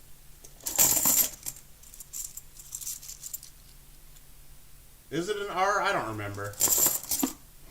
Does that look like an R? Is that also green? Come on, what is it supposed to be? I don't know. I just thought it was R. What is it supposed to be? I don't know. I can look up who the designer is here. Let's do that. Let's do that. Because I'm probably wrong. I thought it was R. Let's look. You get out the red book, 2021 red book. We'll go to $50. It's probably not an R, is it? If it's an R, Randy, I'm going to tell you to shut up. And the designer, Gilroy Roberts. Gilroy Roberts. Gilroy Roberts. Designed the obverse of the coin. Chief engraver of the mint, 1948 to 1964. His stylized initials are on the truncation of the forceful bust of President John F. Kennedy. Gilroy Roberts. So it's probably a G and an R combined, but it's a frickin' R, okay? Apology accepted, Randy. Apology accepted. I know you're typing your apology right now. I know there's delay and lag. So, the new purchases, we're going to take an intermission. The 72Ds are coming up next. We're looking for the no FG on the reverse. That should go pretty quick compared to looking at the, looking for the doubling. Then we got 72Ps. We'll look for a double die, and then a few 71s. We only saved a few of the 71Ds. We only saved ones that were nicer because we would have had hundreds of 71Ds if we saved them all. We would have saved hundreds of them, so... How dare Randy question my coin knowledge? How dare he? Shame, Randy. Shame. How dare he? All right, who wants to see what we just bought recently? Well, here's one of the coins. This will be upcoming on a Michael Kittle Rare Coin video. It's a 1903 Jefferson gold dollar. You're like, what? A Jefferson gold dollar from 1903? I've never heard of such a thing. Well, it's a commemorative coin. Commemorative gold dollar. And we could probably even show it right here. Look at that shiny purdy. MS-62, United States of America, Thomas Jefferson. Why would we make a gold dollar for Thomas Jefferson in 1903? Well, it was the Louisiana Purchase Exposition in St. Louis, Missouri. And they made gold dollars in 1903 and 1904 for the World's Fair. Now remember, the St. Louis World's Fair was a huge deal. Louisiana Purchase Expo. They also had the Summer Olympics as part of their fair. So it was a big enough fair to where the Summer Olympics 1904 in St. Louis was just like one part of the fair. It was a pretty big deal. So it's a nice little shiny purdy gold. That will be coming soon on Michael Kittle Rare Coins. We'll do a little video and stuff. I guess while we're on the commemoratives, we'll show a couple other commemoratives real quick. How dare we educate people, right, Randy? How dare.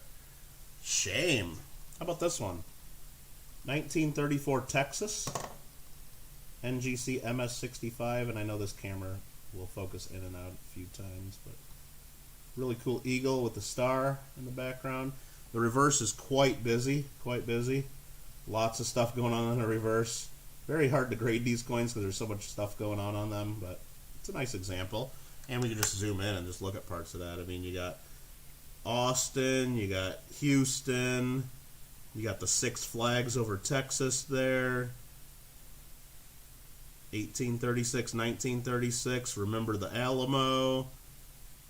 All kinds of stuff going on there. So that's the Texas Centennial.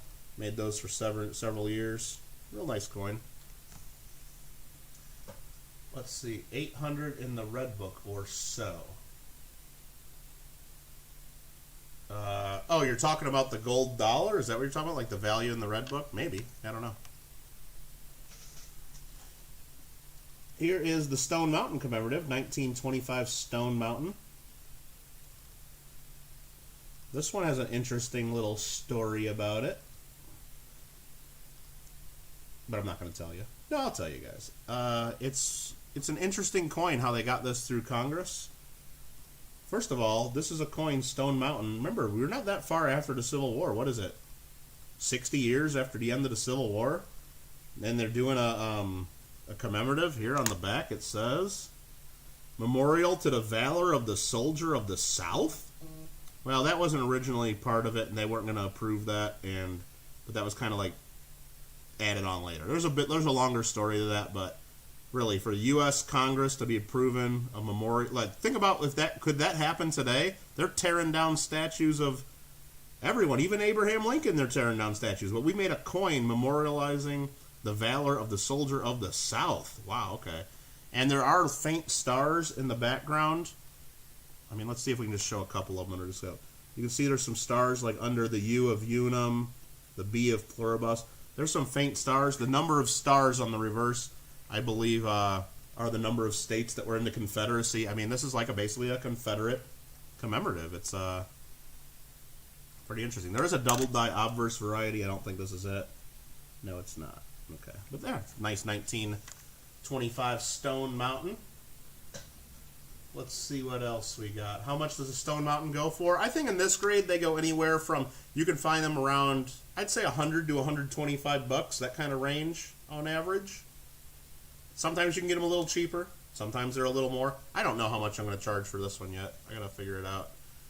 A lot of it, it depends on what I paid for it, and I got to look at the breakdown, what Don gave me when he brought my stuff over the other day. And so it depends on what I paid for one. I'll look up what they're going for, especially nice examples that don't have any issues. Even though they're graded, sometimes you have bad examples that are graded.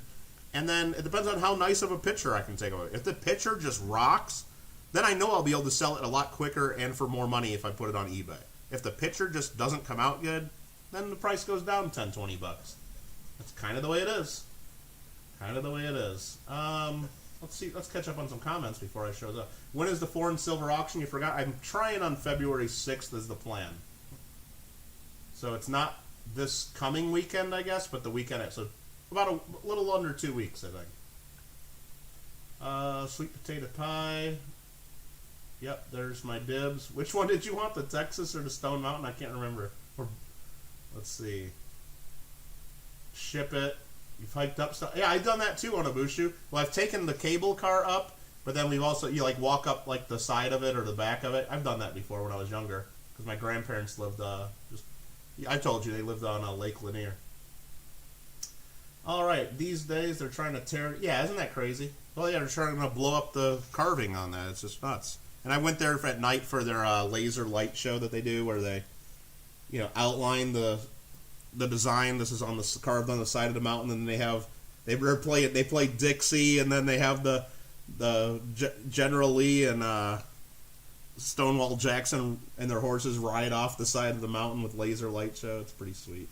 This one here is the 1936 Cleveland commemorative MS-64, and I just like this one because I grew up near the Great Lakes, and it's just got a really nice design. If I can get it to focus,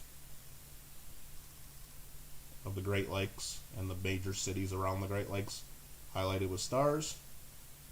I just thought that was a pretty cool one. So these might not be available on my website because JW keeps calling dibs on everything. So there's those. And Don did bring me one other coin, and let me just set this aside for that. My phone just keeps buzzing. I don't know what the hell's going on. People just keep sending me emails and texts, and then I have to keep responding to those. Otherwise, my phone will just keep buzzing. Okay. The next one is, I think it cost more than all the others combined. At least that's what Don told me. Just a Morgan dollar. Just an 1881 S. Common date. Common. It's semi-proof like. Real flashy. And MS-67, not bad. I can't get it to focus, and this, but there's like not a mark on the cheek or neck. It's like very high end. Now the fields are semi-proof like, so it does show the marks in the fields more than it would otherwise. But I'll even show it under the scope. The cheek is like perfect. This should, I think, if I crack this out and send it in a couple times, I could get it into an MS-67 Plus holder for sure. There's a chance it could go MS-68. There's a chance. And we'll just show under the scope. Like, let me go full screen here. Because I haven't looked at it under a microscope either. Maybe I'll see something I don't like. But there are no, just the very bottom of the neck, I guess there's a little frost or maybe a mark. But you just don't see Morgan dollars that don't have anything. That little thing under the ear, there's like a little scrape. That's on the plastic of the holder. That's not on the coin. But there's no marks on this. None. None.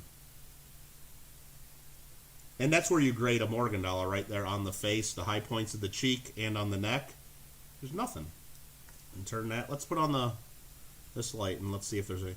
I guess maybe there's a tiny little bit of mark, like right there. You can kind of see on the high point of her cheek, but really, you just don't notice that when you're looking at it in hand. There's like nothing on this. There's one, yeah, there is one little hit. You can see it right there. I can get it just lit up on the cheek, on a high point cheek. One little mark. There it is with some glare in it. That's it. That's like almost impossible to like. And that's what I said. Like in the grader, 5 times out of 10, 9 times out of 10, they're not going to see that. Now in the field, there's a couple decent hits, like right there. But, jeez, you don't really see Morgan dollars that nice too often. There's some hits out in this field. The fields get banged up, especially on a proof like. Now it doesn't grade proof like, but it pretty much is close. It's close. But anywho, just a little show and tell. Just a little quick show and tell. Why not? So that one, I'll have to do some better photos and do a video of that and show that off, right? I think so. Cool. Anybody called dibs on that? JW said all of them. Yep, JW said all of them. Just had a bath? I don't know, maybe. Nice detail. Yeah, it's just really well struck all around. Like when you look at these, you usually look at the hair detail. Sometimes they get flattened out. This one's just hammered. And then you look at the eagle breast feathers. I mean, this thing is just, it's all there. Of course, it's not focused perfectly right there, but anyway, that's a good one. That's a good one. Again, I don't know exactly what I'll charge for it, but they're nice. They're nice. All right, what are we going to do now? You guys want to look at some more half dollars? You're like, no, just do a giveaway or something. All right, let's do a giveaway. I saw somebody say they wanted me to do a giveaway. Randy, what should we give away? What should we give away? Not that Morgan. Not those slabbed Kennedys you want. Let's see. Yesterday we started out just giving away a 40% half. Let's give away one of those. Sure, I got some of those sitting here. What did we give away last time? A 67. Let's give away a 68. Anybody want? Not the best in the world. It's beat up, but it's 40% silver. You don't want it, don't enter my giveaway. That's how I'm looking at it. So if you want a 68 Kennedy, it's got some toning on the reverse, a little bit. Yeah, whatever. It's just 40% silver. Just 40% silver. Okay. Let's see. Just the Stone Mountain and the Texas. Okay. You don't have a house that... No, they're not that expensive. I mean, I think in that grade, as is, probably I'm going to list it around, I think, around $900 in that kind of range. If I get a really good video and a picture, maybe I'll list it at $1,000. Somewhere around there. They jump up big if you get into 68s, and then, of course, if you get a 68 plus or a 69, then they're some real big money. But, yeah, so if anybody wants to win this, all you got to do is, let's see. Could you trade my bicycle for it? The one you melted? All right, let's see here. Hey, Beth, how you doing? Yeah, so the next word I type in the chat, all you got to do is type what I type in one time. Spelling counts. No retracting comments. You guys know all the rules. And if you don't, then just pay attention and do what everybody else does. One guess per person. Take your time. Everybody has an equal chance to win. And good luck to everybody. And yeah, take your time. Once per person. No retracting. Spelling counts.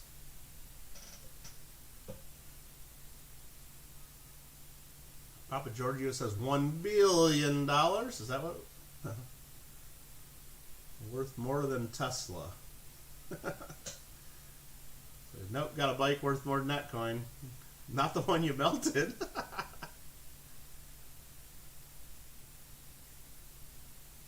Alright. I think we're going to be able to use our 20-sided die, I hope, because there's only 24, 25 people, maybe. Well, now it says 31, 32. I guess the tweets went out. The Discord messages went out that Kittle's doing a giveaway. So we just went from 25 people up to 32 that quick.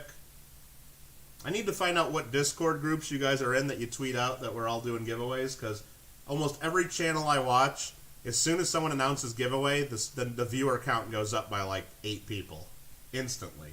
So some of you guys got like a club or something that I'm not part of. But that's okay, you know, that's fine. I just, you know, I want to be a part of it. I mean, I want to be one of the cool kids someday. Not Sunday, I said Monday is the word here. So let's just see how many are entered in so far. 1, 2, 3, 4, 5. Muscle Shell's in here? Hi, Muscle Shell. 6, 7, 8, 9, 10, 11, 12, 13, 14. I only got 14 entries. Okay. Oh, I was so close. I could have almost used my 12-sided die. Like back in the old days when I'd only have like 8 or 10 people getting in the giveaways. I had a 12-sided die we could use. Holy crap. So, okay, nobody else wants a 40%er. That's fine with me. I'm going to type in stop. We got like 14, 15 entries, somewhere around there. I'm going to get out my 20-sided die. That's the coin we're giving away. 20-sided die. We just rolled a 5. And Randy did not win. I know Randy did not win this one. I'm going to go ahead, go full screen there. I'm going to share my screen. We're going to scroll up. There's me typing that. Make sure no one is entering there. JW was first, second, third, fourth.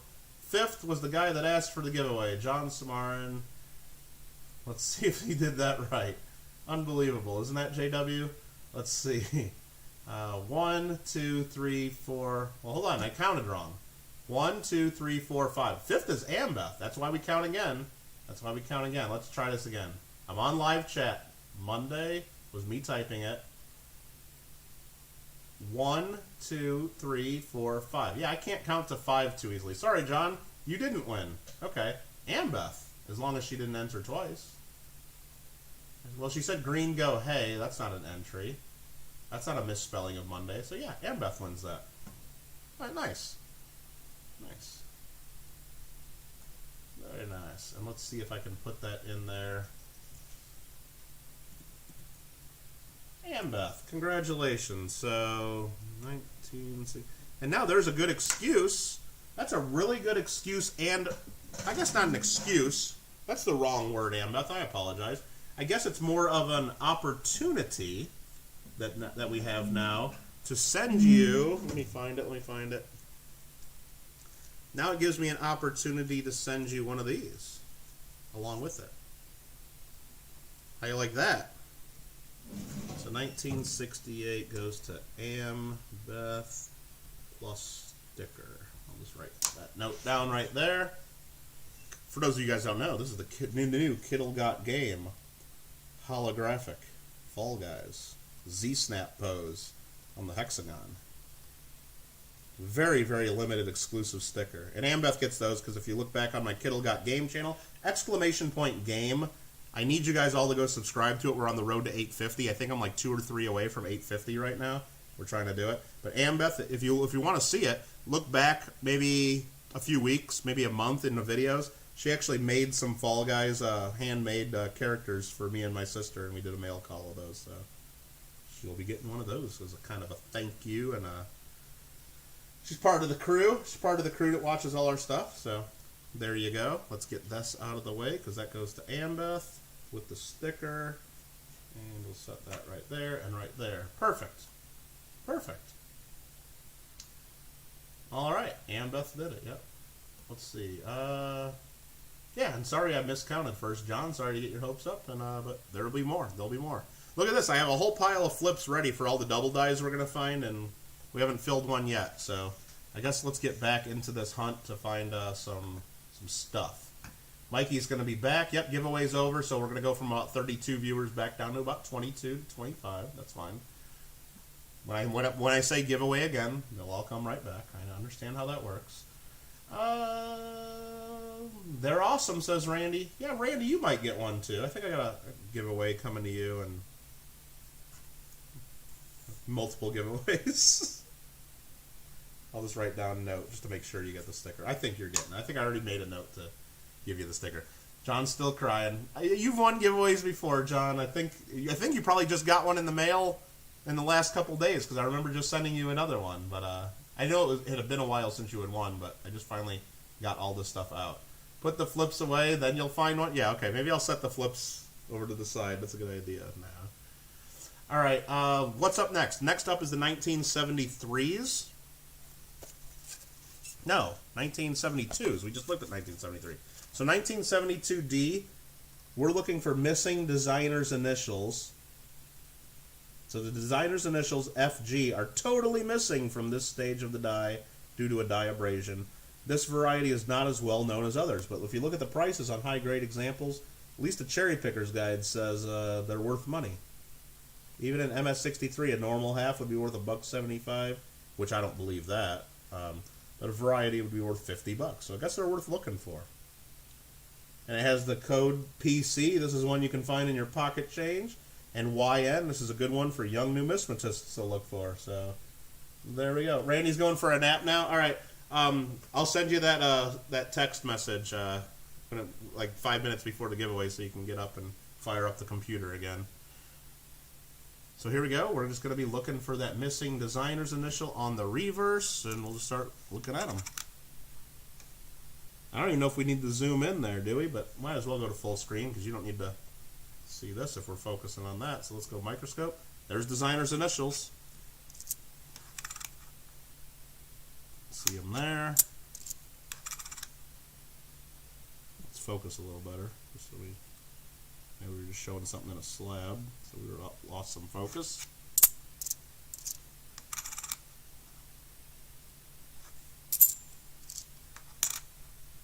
Got a lot of these to look through. A lot of 72Ds.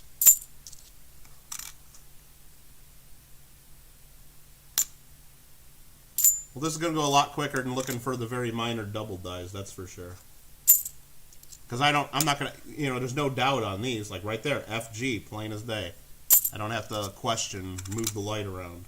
Right there, FG.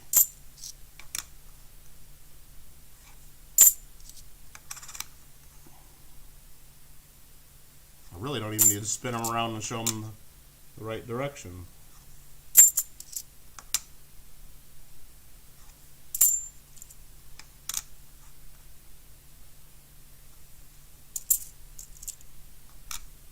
That one's the one with red paint all over it, but it's still got an FG there.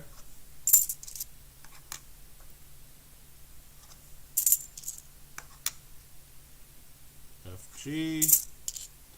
Maybe that stands for Fall Guys? Is that what the FG stands for? I think so. Sorry about the noise. Nubs is back? Is that what I hear? Guess who's back? Back again. Nubs is back. Tell a friend. Steel Wheels, what's up?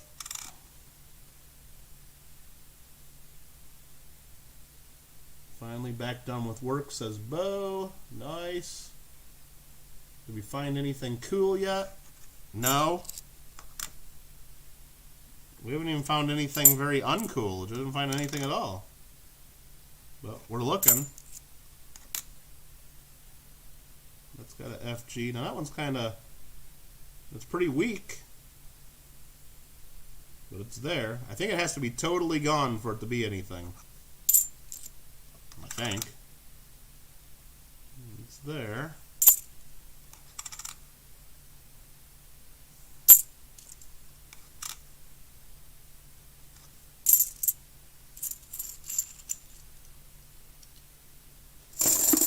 Picking up some boxes for tomorrow, says Nubs. Is that when you're streaming tomorrow? On Tuesday? Is that the one I just looked at? Yeah, okay. There's that.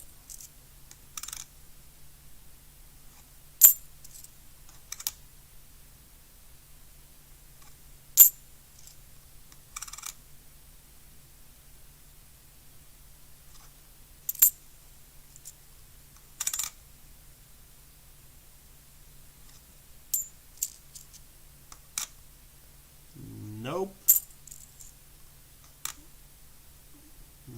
No. Drop that one. Designer's initials on that one. That's a nope. And that's a nope. Tuesday, 7 p.m. in Central Time. That'd be 8 p.m. Maryland time for Mikey. But if you can't remember any of that stuff, you need to hit ! Discord. Join the darn Discord. You can click a button that you want to be a Nubs. You get Nubs' notifications, and you'll get notifications of everything Nubs ever does before you get any YouTube notifications. Because YouTube notifications, if you know anything about YouTube, they're very inconsistent. They don't always go out. They don't always go out right when a stream starts. Sometimes people get them a half hour later. Sometimes people get them a day or two later. It's really weird. YouTube kind of keeps finding ways not to help channels grow.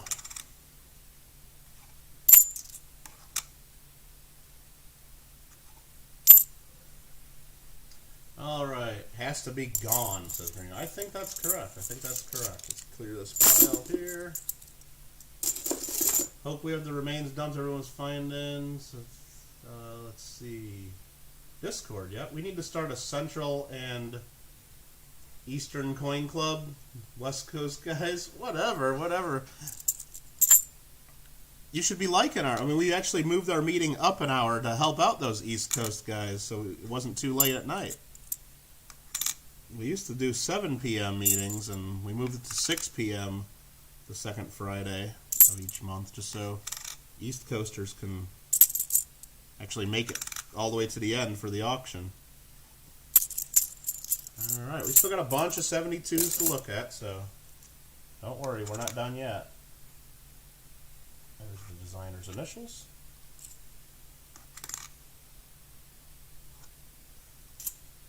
I'm trying to do this looking at chat every now and then too. Yeah, they're there. They're just really weak right there. That's okay. Oh, Phil the board says hello to Nubs. Very good. JW got a notification today for a video 2 days ago. I know, it happens. It's like... And I don't understand that. Usually it's for videos, though, JW. Usually for live streams, I have better notifications, or better experience. But usually it's, oh, I was looking in the wrong spot for the, I was looking in the other little crypt there instead of that one. I'm like, oh, I think we might have found one. But, no, I fooled myself for half a second. That is there, it's just pretty weak.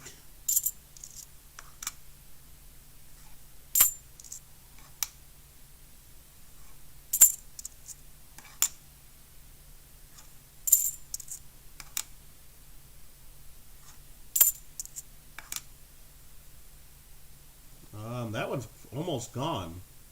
I mean, I see where it should have been, though, but yeah, it's there. And it's also a worn down coin, but that one is like the closest we've seen. But I don't think, I mean, it's there. I mean, I don't know how much it takes for it to be gone to get attributed, but I think that's there. I mean, it's just a worn coin. You can see where it was, at least. See a little bit of raised metal. When you get the light just right on it, it's there.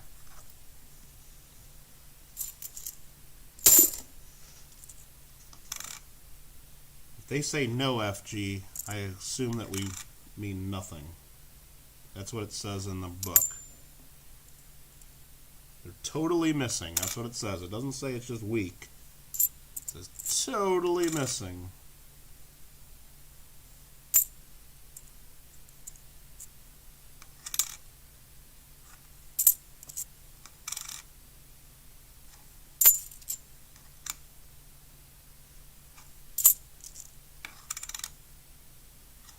Well, now you guys have to see how many 72Ds there are and $1,000 a half dollars. There's a lot of them.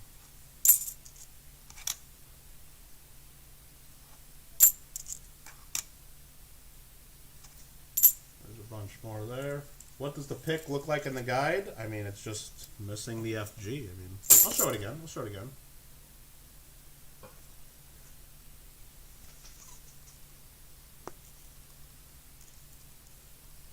Not a very clear pick. I mean, it's black and white, and then me showing it.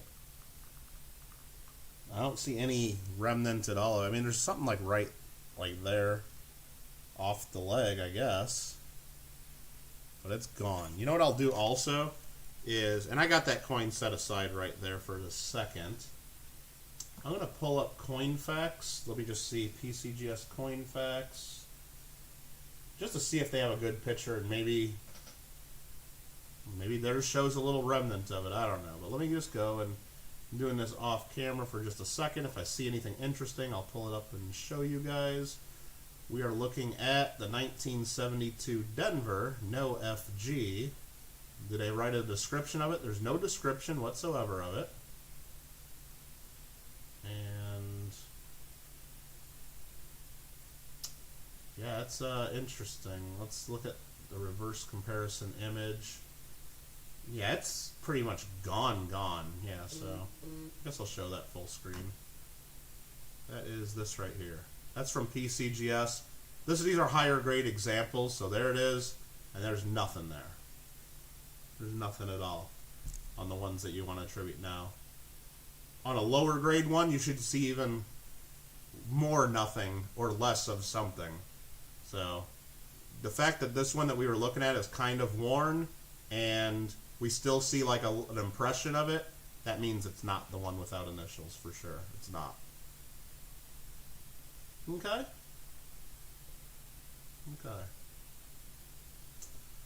All right. Would make it free with no fees on super chats.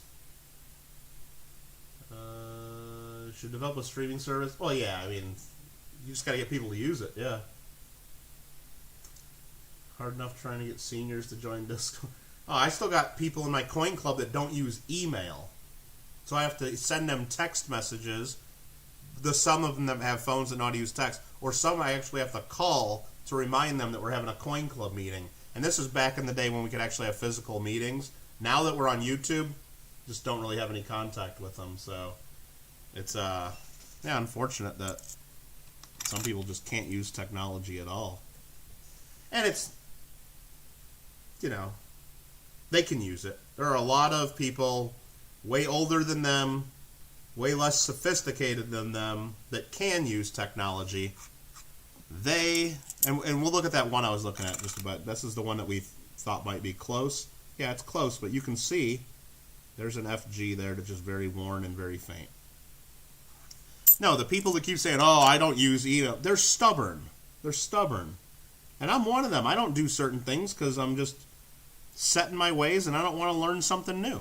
You know, it's like, but every single one of those people could absolutely do it if they want to, if they needed to, but they don't. They don't. They say, oh, I don't have a computer. Well, go to your local library. Everybody has a local library. Well, not now in China virus, you can't go, but they do free email, free internet, everywhere. So if you really want to.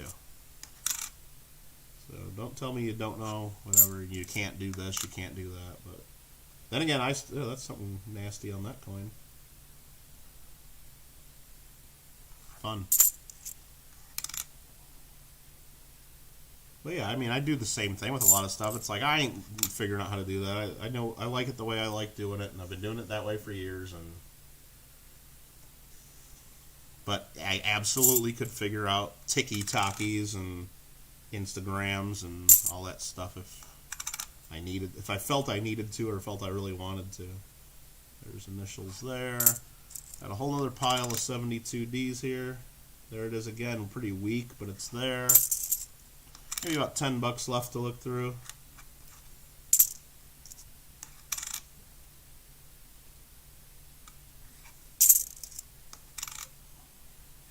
It's a nice one. Hope it's not on this one. No, it's there, nice and bold.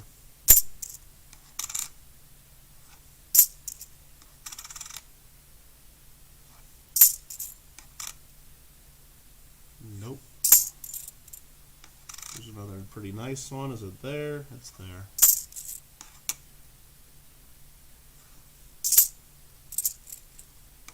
Only about 4 or 5 more. Nope. Nope.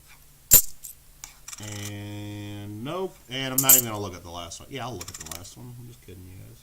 Okay, there we go. Bunch of nopes. Once again. Once again, but that's why we look. You don't know for sure until you look. Partial FG does not count. I agree with that. FG, you're always questions. Sure, you can get it. You would then have to somehow make. Yeah, okay. Yeah, we're not going to replace YouTube, guys. Good luck with that. You're not going to replace any of these people. No one's going to go watch your platform, and it's not going to happen. All the people are on YouTube. That's why we stream on YouTube. Believe me. All right, next up, we got a couple piles, and this one's actually tipping over, so let's get that straightened out. Then I just tipped another one over. That's the one we'll start looking at, I guess. These are going to be 72 Philadelphias.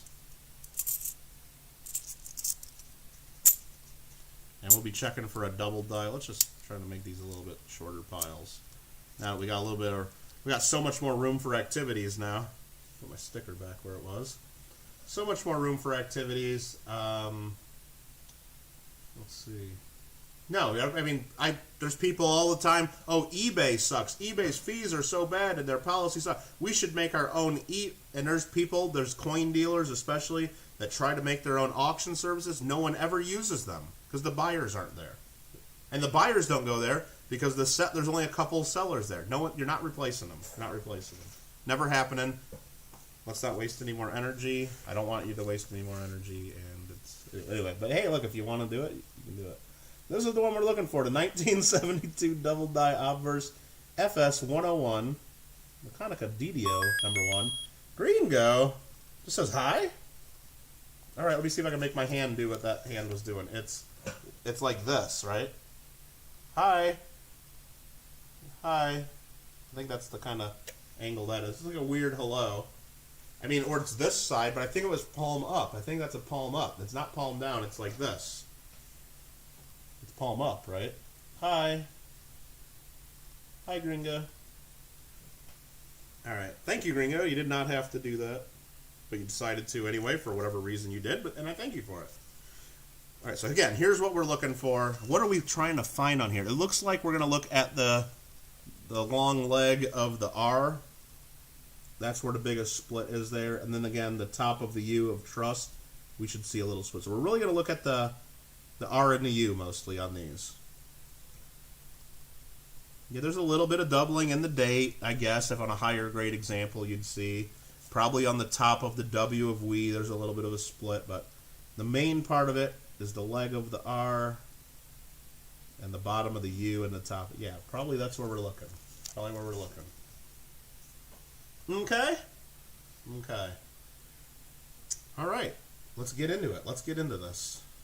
Let me, and then after that, we just got some 72. Well, these are all 72Ps. Then we got some 71Ds to look at. JW, Coins and Hobbies, $5 to his super chat, and he missed the jar there, I guess. I don't know how that works. He says, hey, Gringo. Did you give him the hello wave as well? Hey, Gringo, JW is saying hi. All right, let's find one of these. Let's do it. Let's go to the microscope. Let's look at this really ugly one first to get it out of the way. Covered in paint. And that's a D. What am I looking at D? Did I miss a whole pile of Ds? No, that's a D. So on this one, we want to look at the no FG. I might have messed up the pile a little bit. Anyway, that was a D. So we already got one fail that I got the wrong coin. Nah, I probably just put some with mint marks. Hey, JW, strange seeing you around these parts. Oh, come on, guys. Thank you, Gringo. That's awesome.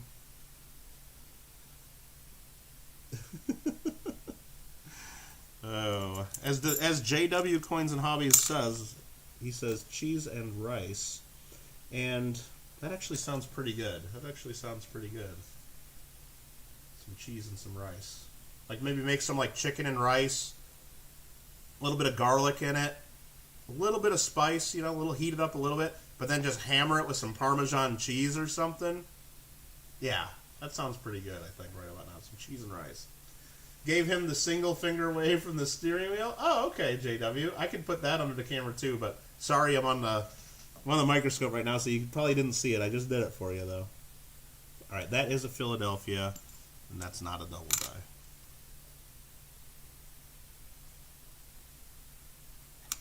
Not it. Here's a high-grade example. Let's hope this is it.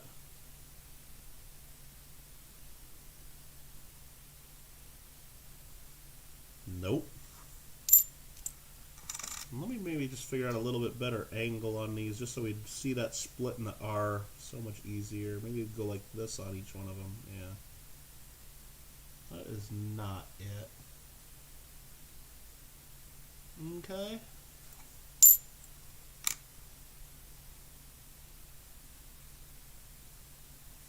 It'd be nice to find one. I think this is a... Did I screw up and put a whole bunch of Denvers in here? I might have. I might have mixed up one of my piles. I might have knocked it over and put it on the side. So we'll check. There is an FG on that one. That's okay. This one is a Philadelphia.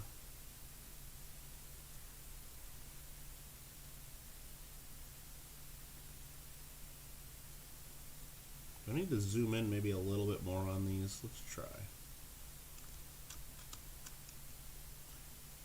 I got to keep enough room for my finger to go underneath the scope so I can move the coin around, but that's pretty good. That one almost looked like there's a split there, but it's not. It's just shadow. So if I turn it this way, there's nothing. There's nothing at the top of the U, so that one's just tricking me. That one's just trying to trick me a little bit. How dare that coin try to trick me? I'll put all those away. Rice in a pan, add water, add chicken, throw in oven, chicken, cheese. Yeah, I mean, yeah, it sounds pretty damn good. I don't even know if we need to go in the oven with it, but it'd probably make it better, especially if you were using like real cheese instead of just like a little bit of Parmesan, like I was saying. If you're really putting a lot of cheese in it. Yeah. I think I might have dinner plans now. Now that I'm talking about it.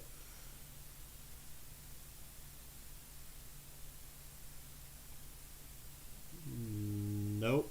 I'm not seeing nothing there.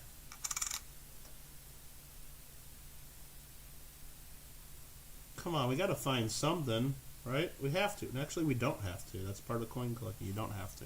But that's what I recommend to people when they say, oh, how do you cherry pick stuff? Because I have cherry picked some good varieties when I go to coin shows and I got time to walk around and go look at other stuff. And people say, oh my God, how do you cherry pick stuff? How do you always find that stuff? Like after I show what I found and do that, I'm like, well, it's not easy. First, you got to kind of know what you're doing.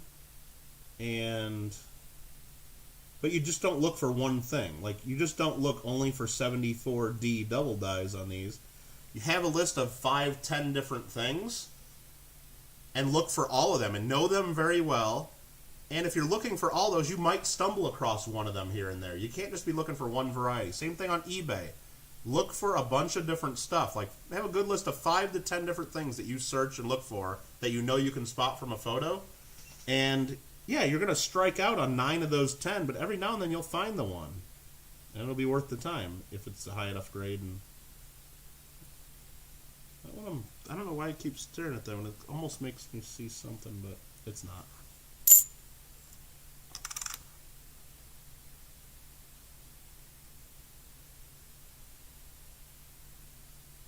So I'm just like worn out die there. What else was saying? Your mom used to make it when you were a kid. Now, oh, I missed some stuff there. Okay, yeah, I saw that.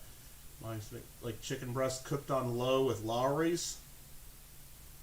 Yeah, Lawry's is good. I haven't had that in a while. I've just been using that damn Tony Chachery's like for the last few years. I can't stop using that stuff. Tony Chachery's Creole seasoning. I just use that on everything because it's good. Man, yeah, that's good stuff. We use Fritos medium cheddar dip. Really? Really? Like you put that cheddar like. Really? Okay. I would have never thought of doing that. Interesting.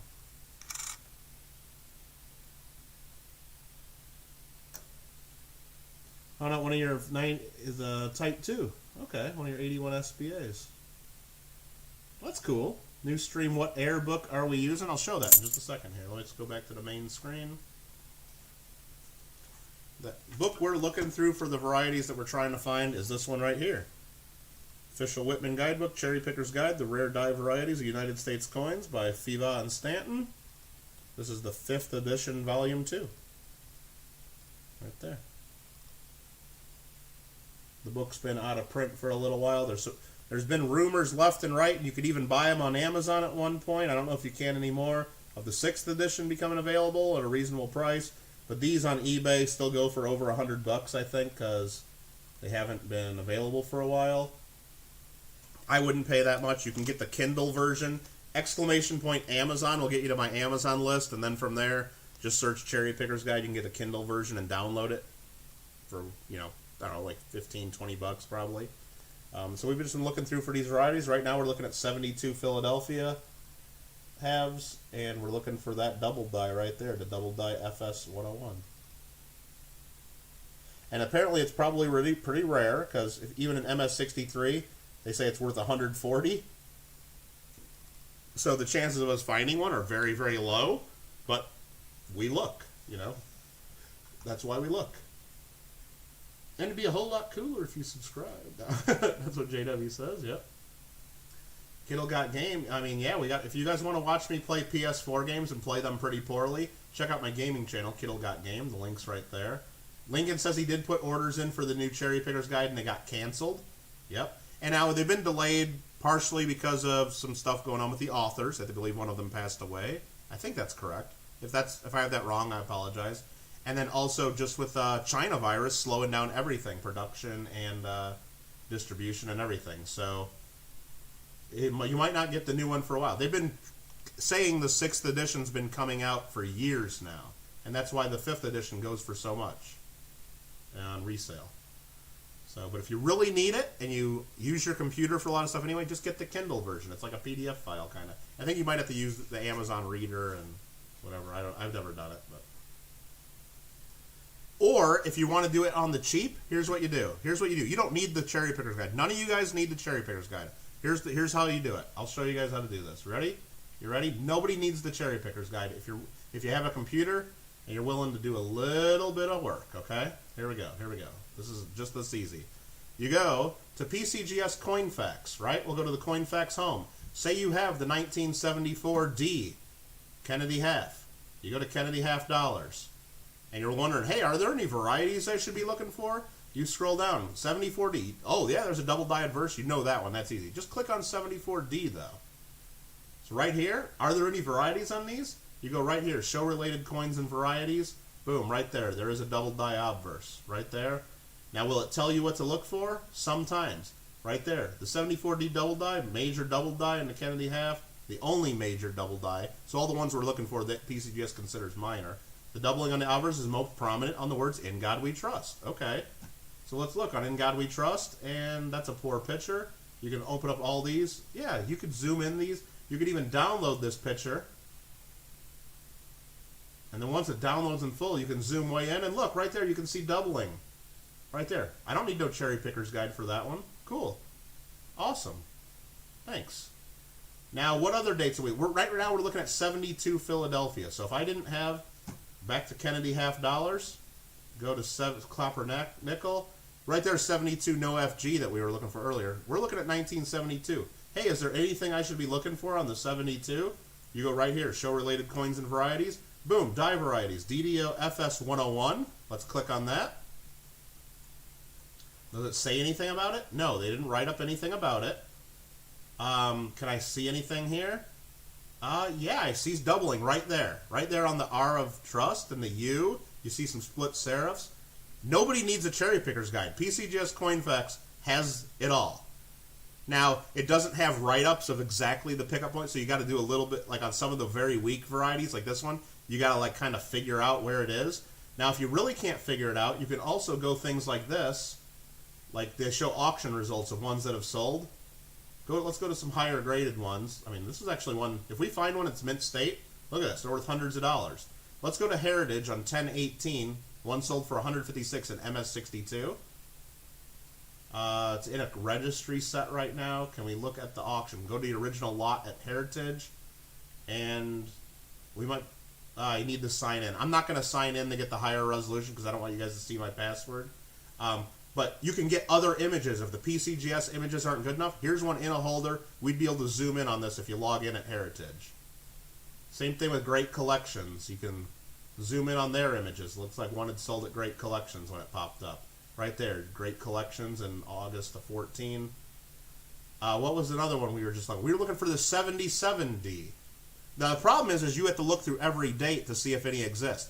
Like there's nothing in the Cherrypicker's guide on 77 Philadelphia that I noticed. So when we look here, other related coins and varieties, no. Just the main one. So you'd know there's nothing to look for. You go here to 77D. Is there anything we need to look for on this one? Oh, let's open this up. 77D. DDO FS 101. Now we got to try to figure out where that doubling is. Is there any write-up? No, there's no written description or anything. So we got to rely on the pictures. I mean, there it is. You can see some split on the R. Maybe a little bit of thickness on some of those letters. And you remember, you can download each of these images. You just click on it over here in the corner, download.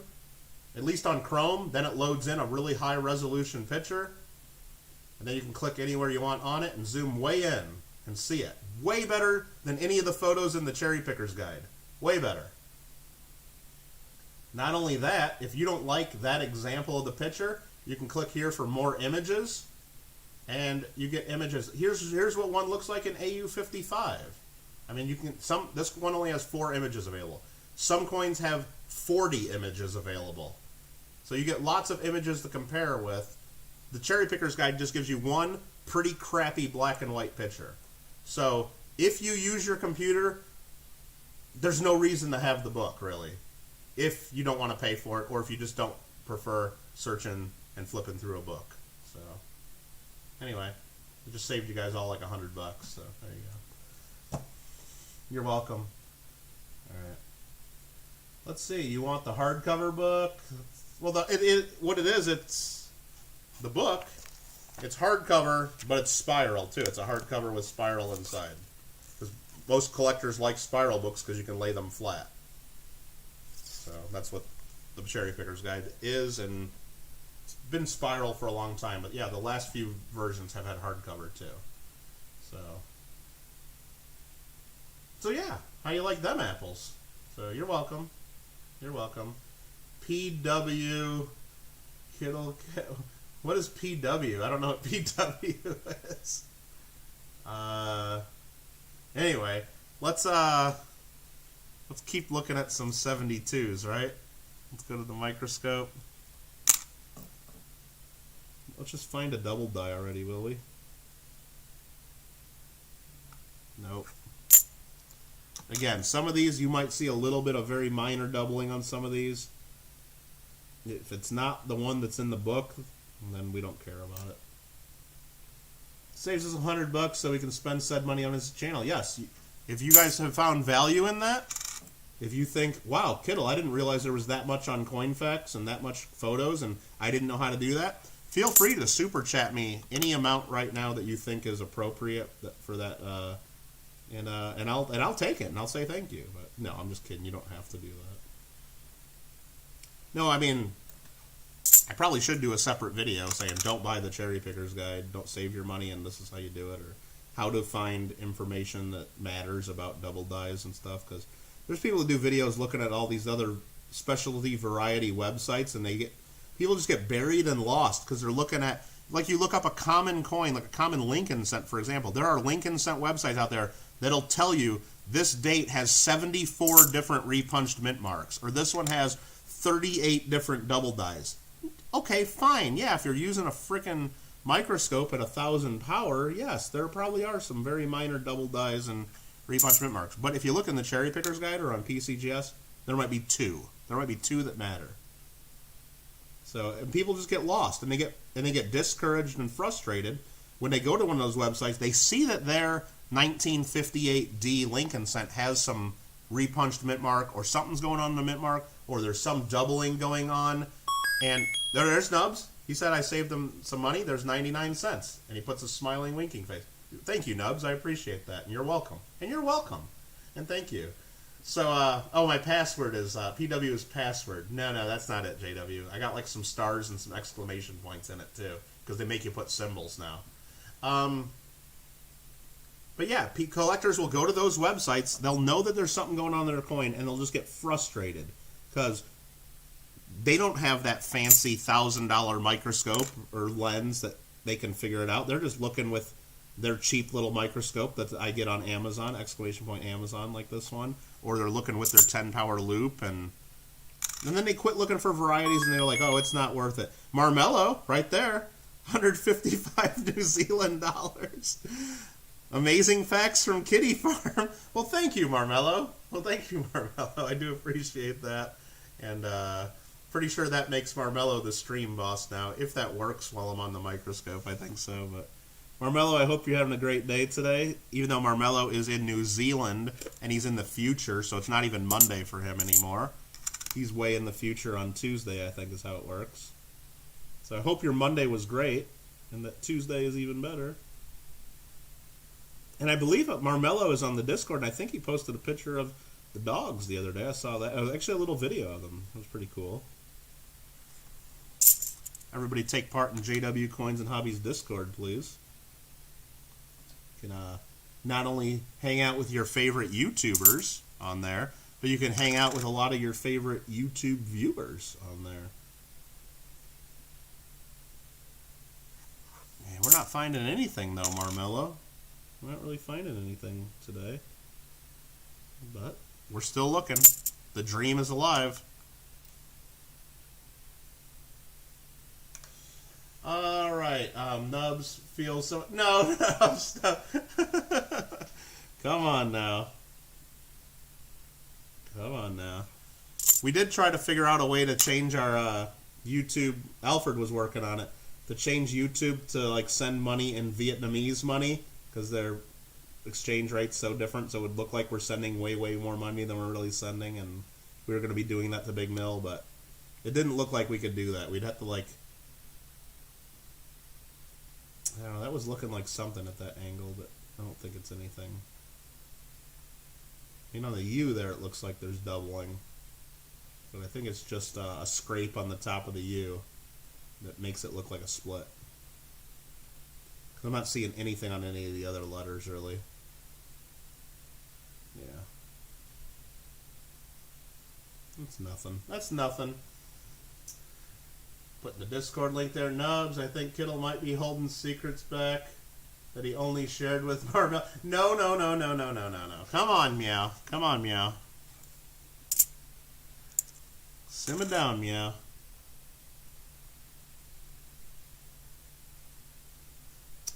All right, there's that.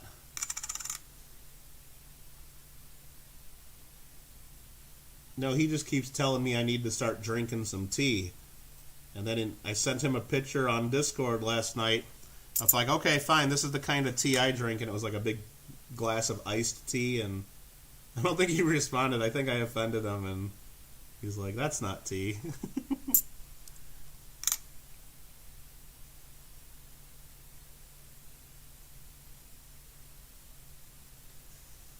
Oh, Nabushu says drink water. Exactly, hydrate.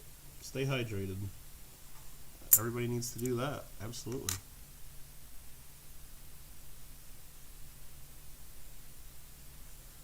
The only secret is where the decoder is to Marmella. Hey, you know what, Gringo? Sometimes, I think there's more to it than you realize. I mean, yeah, at first glance and first reading, yeah, sometimes it's like, wait, where's my decoder ring or where's the Google Translate from American English versus, you know, New Zealand Marmello? But if you just read it aloud sometimes, and you just read it over and over, you can get it. You can get it. Not always. Not always. But sometimes, Alright. I think Randy fell asleep. Do we need to do another giveaway soon to wake Randy up? Randy, I need help with these. I don't know. Some of them kind of look like there's a little doubling, but they're not matching what I'm seeing in the book, so I'm skipping them.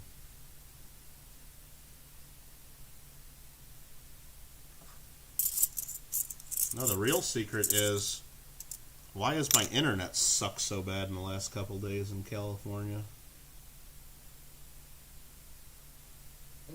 That's the real secret. There's my phone buzzing. That is messages on Discord. That's okay. That's that. That's some emails coming through. That sucks. And there's stock market alerts. I can turn those off right now. Alright, I'm going to read another message. This one has some cool color to it. Oh, it's just dirty. Okay. I thought it was cool at first, but it's not cool. Message, Tuesday morn, I saw it, and that's me, your favorite, or Mr. New, and green smoke. Okay. Okay. So yeah, exactly, Gringo. You can makes sense to me. So yeah, so I think that's what he was saying, and that was him and his dogs on Discord.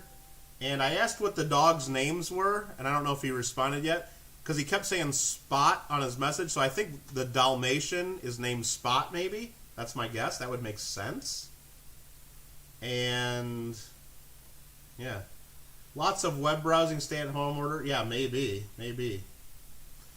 Now, one thing I want to warn you guys all, too, now that this just came up, is Party Pickle. We all love Party Pickle, right? Well, most of us love Party Pickle.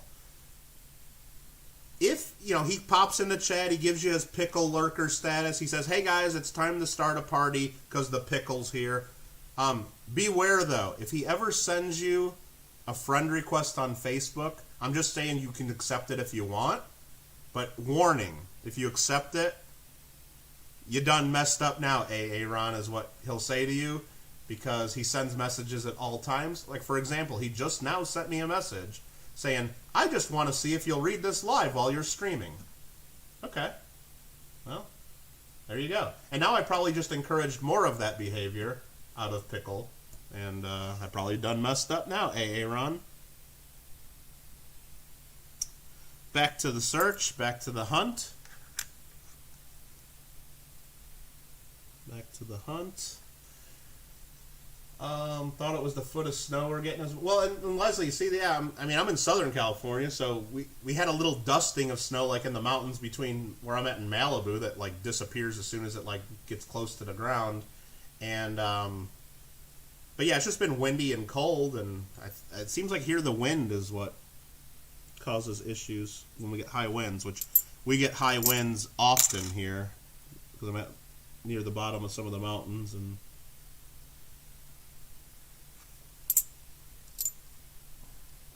Pickle's dying.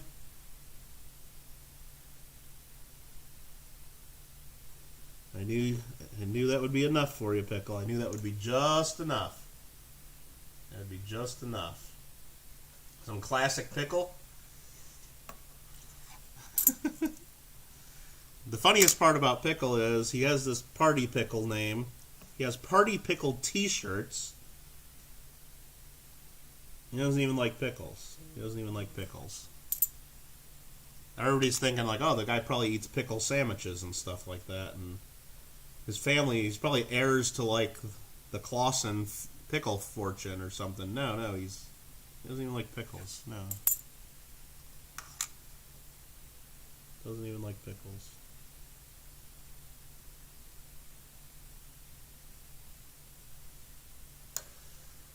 Okay. What are we finding in this stream? Not a damn thing so far, but we still got some hope.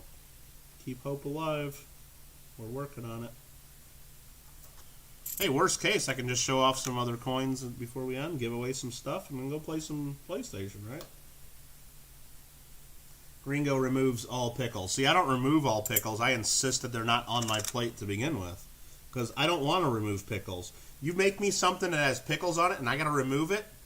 No. First of all, it's a waste of a pickle, and I'm just not for wasting stuff like that. And I don't want the pickle juice on any of my food, you know? I don't even want it on my plate. Maybe the corner of my hot dog, hamburger, whatever, chicken sandwich, bun, whatever it is, might accidentally touch that pickle juice that was left on my plate. No, thank you. Don't need it, don't want it.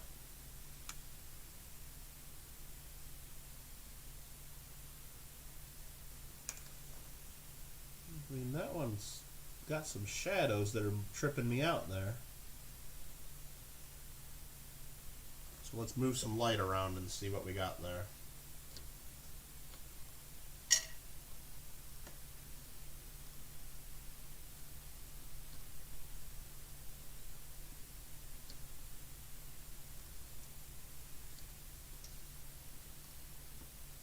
I don't think that's it.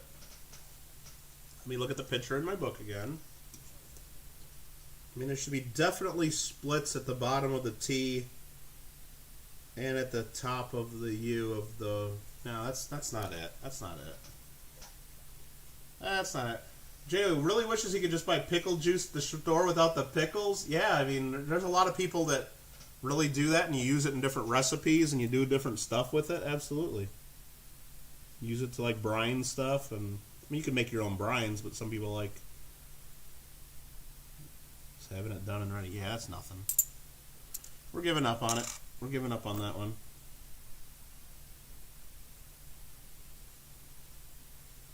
I mean, maybe they're just all starting to look doubled to me because I'm like tired of looking at halves and need to get some other stuff done today. But that turned in another direction just to look. No, that's not it. That's not it. Don't put your juice on my buns.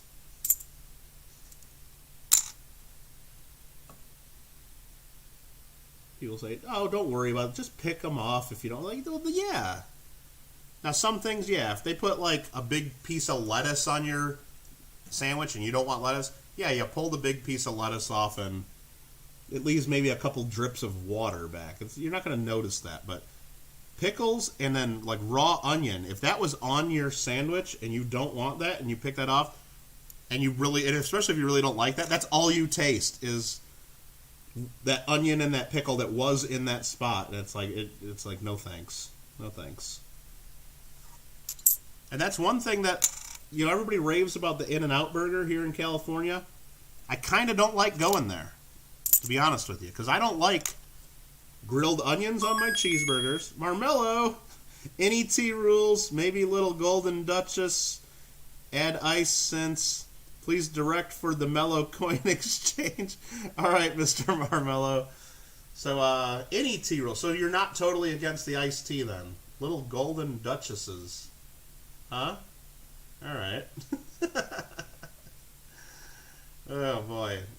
But like I'm saying, though, is what they do at In-N-Out Burger is so many people get their burgers made animal style, which is popular, and they do it for their fries, too. And to make things animal style, what that entails is it's a regular burger, but instead of just whatever they usually put on it, they put grilled onions on it, and I believe they fry the burger in mustard on the grill. Okay. So the problem is when I go there and get my double-double, and I just want it plain with the meat, cheese, and the bun only, they're putting it right on the grill where they just fried somebody's burger in mustard and grilled onions. So, believe it or not, I can sometimes taste a hint of mustard in my burger, and it's like, I really don't want that. It's not enough for me not to go there and then not eat it, because it's faint, but it's faint enough that I can taste it. And then every now and then, I get a little piece of a grilled onion in the cheese on my cheeseburger, and it's like, you know what? I didn't really want that, you know? They don't clean their grill after making them animal style, is what I'm saying. They just throw the next damn burger down. And that's the way it is, so. I don't know. I guess I'm just ranting about stuff because Mikey comes in here and makes me hungry talking about his food, and then JW starts talking about stuff, and then I start talking about stuff, and I don't want to look at half dollars anymore, but we're almost done. We got to get through it. Because I need to clean off my desk. Mr. Marmello's got all the... Oh, he's putting all the emojis in. Nice. What was that one right there? Is that a volcano exploding? Or is that fireworks? It's really small. It's hard to read like on my screen, but he's got the Link, the heart, and the nice beavers. Thanks, Marmello. Like minced onions, you put them on the grill and cook the burger on top. Yeah, like kind of like they would like steam them like a White Castle burger or something, or Crystal burgers do. Yeah, absolutely. Add all the things, just not too much mayo, says Leslie. Yeah. That's the way, you know, hey, you have it your way.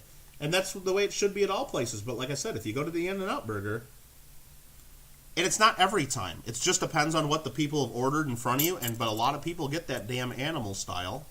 It doesn't cost anything extra, and people like it.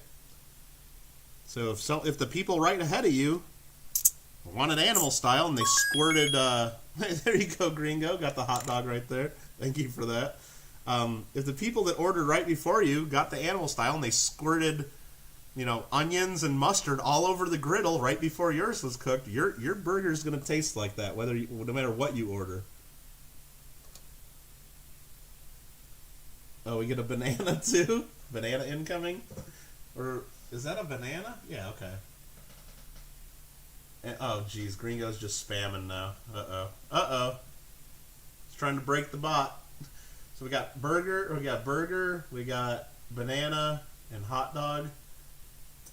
Never heard of cooking in mustard. Well, that's what animal style is, I believe. I don't have it all down, but they make the regular burgers, and they squirt mustard on it and fry it on the griddle. So it's like cooked mustard into the burger and the juice of the burger. And then they also put grilled onions on it from the grill. But, yeah. Y'all got me starving now. I know, Kevin. We gotta stop talking about it. And then JW comes on in and reminds me that Wendy's has 2 for $5 spicy chickens right now, which is like, how can I not, like, if you're anywhere within a Wendy's, you know, drive-through, and you're out and about doing errands, how can you not go there and get that? That is, like, such a great deal. I mean, how can you not get that? And he goes, ketchup and mayo only. Yeah. There's the popped up for Gringo's burger there. Crystals, haven't had those. Yeah, I think they have Crystal Burger in the south, and then White Castles are like more up north. And I don't know what we have here in California. Does it just keep coming in? And I don't know. Am I missing ones that are popping up in chat? I don't even know. I just see the hot dog, the banana, and the burger, but he might be sending others. I don't even know. Sounds good, minus the... I know, dig. So if you like that, minus the onions, but if I'm telling you, if you go to the In-N-Out, and no matter what you order, there's going to be a halfway probability to that you're going to get some of that on your burger, because they... Especially if you go there in a busy time, like late at night when everybody's going there, you're gonna have whatever's on the griddle on your burger. So Robert Mims, you tell them you're allergic and they cook yours off to the side. Oh, maybe that's what I need to start doing. Because I just tell them I want it plain, just the meat, the cheese, and the bun, and then they put code Z on my receipt for nothing. But every now and then, you get a grilled onion on there or something, or you just taste the mustard. Not always. I'd say, like I said, maybe it's 50-50 when I go there. So it's enough to piss me off, as you can tell. And we just got a few more of these 72s, then we'll go on to the 71 Denvers. White Castles are absolutely disgusting. I agree. Again, because I really don't like onions, so I'm not going to eat those. That's all it is onion. Then they cut holes in the burger to tell you, oh, it lets more onion flavor in, which I'm sure that's true, but it also gives you a lot less meat, and they're just like little gross burgers. But some people love them. Some people love them. Went to a Little Wild in Missouri. Didn't feel like a king after eating a whole box. Yeah, you get the Crave case or something, and God. And the problem is I used to work in high school. Mr. Marmello, we have Wendy's. You more fussy than an island woman. Please and experience a new flavor of life. Okay, Marmello. Yeah, I mean, I'm not going to disagree with that. I'm not going to disagree with that too much. For example, here's and this will probably tell you a lot, is Jamba Juice. You guys might be familiar with Jamba Juice. They're usually right next door to a Starbucks because I believe they have some affiliation with one another. They make the fruit smoothies, you know.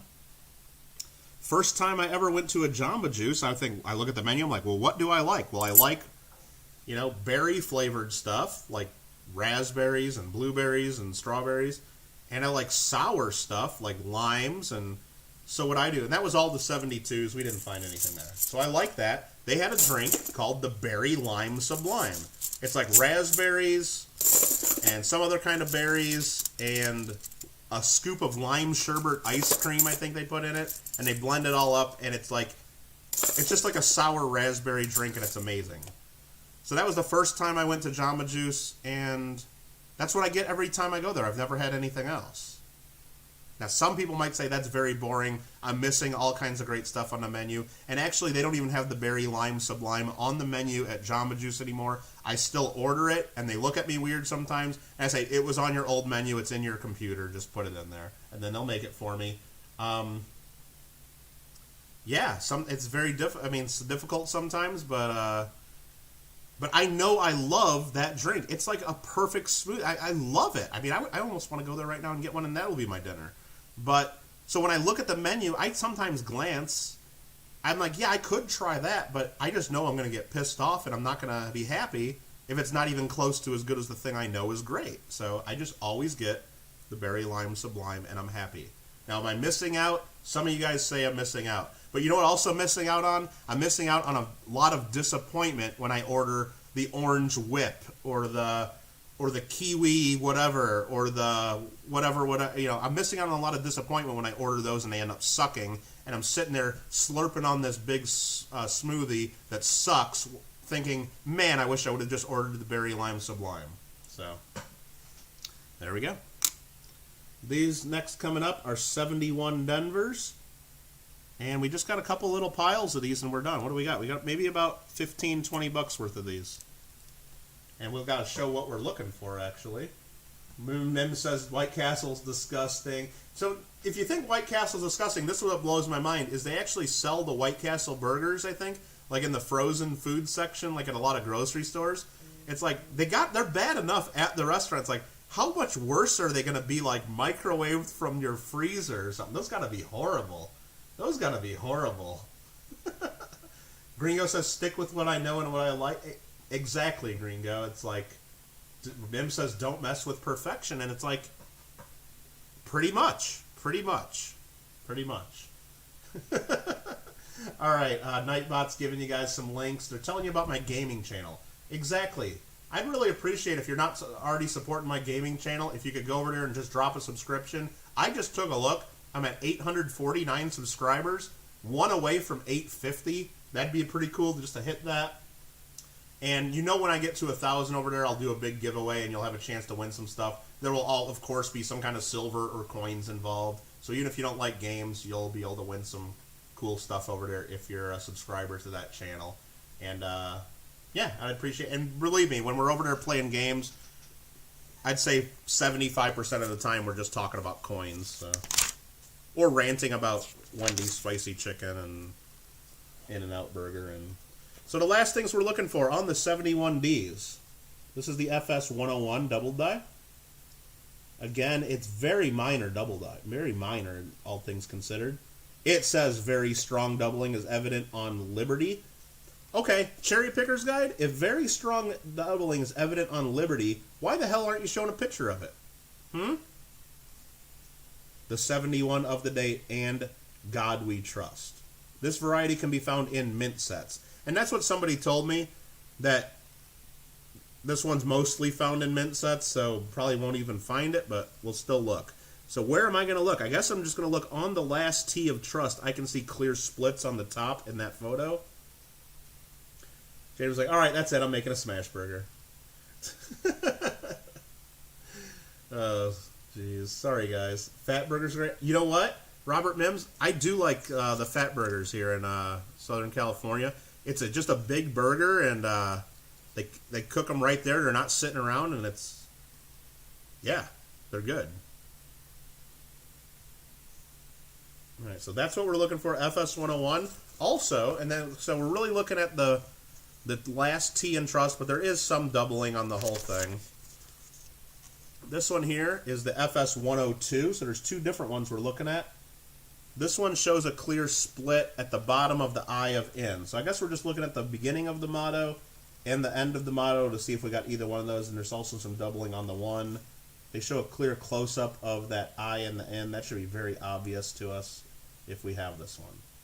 It says, again, as with the FS 101 this date, this can be found in mint sets. So the chances of us finding this are probably very low if this is a mint set only kind of thing. It doesn't say mint set only. It says it can be found in mint sets. But remember also, we got these all from a coin shop. I only saved the nicest of examples of the 71s. We probably had another couple hundred of these 71s. So some of these coins, I mean, we can just look at the edges. They're real nice. Some of these coins might have came from mint sets. Remember, these were at a coin shop, pulled out of people's sets and collections, and we'll see. We'll see.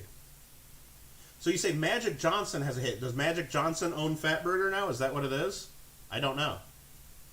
I don't know. I don't think he started. I know Fatburger was back in like the 50s and 60s. I think it was like a Southern California thing. And then it just grew into a bigger thing. William Aldrich, thank you for that. Dropping some, well, they bounced out. All those silver dollars that Marmello dropped in there earlier filled up the tip jar there. But I really appreciate that. Some, the cool guy with the shades. Awesome. I do appreciate everyone's support. Let's get through these 71Ds. We'll do another giveaway. We'll do a recap of all the finds so far. Here's all our finds, a bunch of empty flips. Look at how optimistic I was with how much stuff we might have found. No, just like a Boy Scout, you want to be prepared and have them handy. But yeah, I guess I didn't need that many, did I? Let's do it. Let's do it. Let's check these out. It'd be great. Like if the first one we saw was the variety. Now that's not a split at the bottom of that eye. That's just a hit at the bottom of the eye. I'm almost certain of it. Yeah, that's not nothing there. T of Trust. I'm not seeing anything there. Nothing on that part. Mr. Marmella, is Waterburger any? Oh, What a Burger from Texas? What a Burger, not Waterburger. What a Burger. And that's what they say. They say once you eat it, you're like, man, what a burger that was. I mean, I've had it. It's all right. It's all right. No green go. The up and down is the spice of life. The lower you start, the higher you can go. But my granny was more exciting. I think there's more to come in that post. I think there might be more to come in that. I think he might have hit his 200 character limit. But yeah, Marmello, I guess there's a lot to be said for that. Like, would I know the Berry Lime Sublime is the best thing that you can get at Jamba Juice if I don't have a bunch of crappy things off their menu? I mean, I don't know. I guess maybe I wouldn't appreciate the finer things without eating some crap every now and then. But I'd rather not, you know? All right, let's just take a look at these. That's nothing. So yeah, how do you know the high without the low, right? I mean, I guess that's the question. That one just has some scrapes, the Ring of Death on this coin. No thank you. It's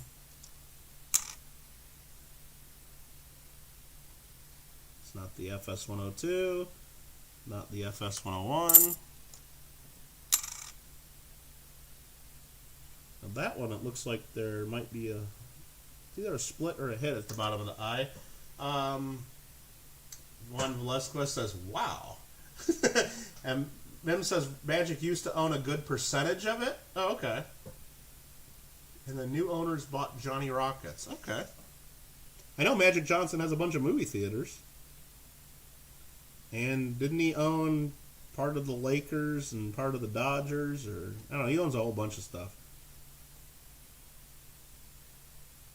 I want to zoom in on that eye just to see what the heck we're looking at. I don't know if it's anything.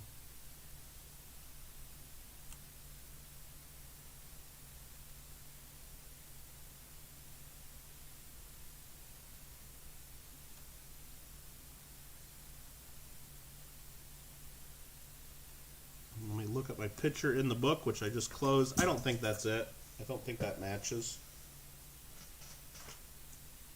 I'm about almost confident that's a nope. Yeah, that doesn't match because there's splits on the top of that. That's just a hit on the bottom of the eye, and that's very minor. So that's a nope. Let's check the other side while we're zoomed in. That's a nope. We'll zoom back out a bit. Focus back in. Okay.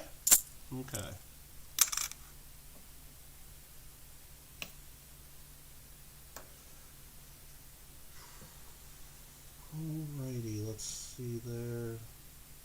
Yeah, these are all kind of tricking me. Like, it's making me want to think there's something there, but there's not. Let me try to focus a little bit better there.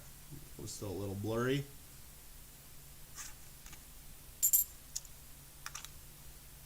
And again, we got to remember we're probably not going to find any here because it said it's a. They kept talking about mint sets, so chances are this might even be a mint set only kind of thing. But again, maybe some of these that we have here are from mint sets. Not the ones I've seen so far, though.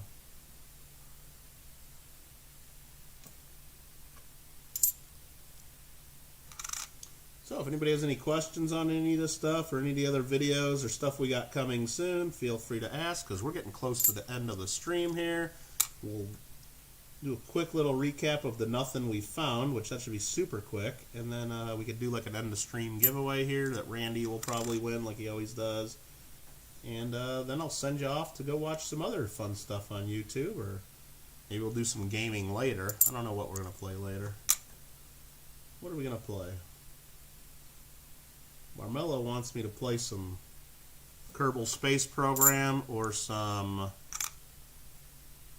Civilization 6, which we've never played on the channel yet. If Alfred was here, he'd be saying go play some House Flipper, which we've never played on the channel yet. If Garrett's here, he's saying let's play some Rocket League. So everybody has their own favorites. A lot of people like Fall Guys, I know that. But we'll be playing Fall Guys later in the week for sure, because there's going to be a new update with a new level, a whole bunch of new variations. That's coming out later this week.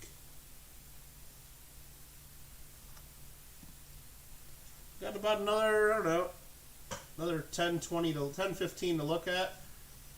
Marmillo, what? Oh my gosh, he said something a while back. Can you add that dented last coin to my stack?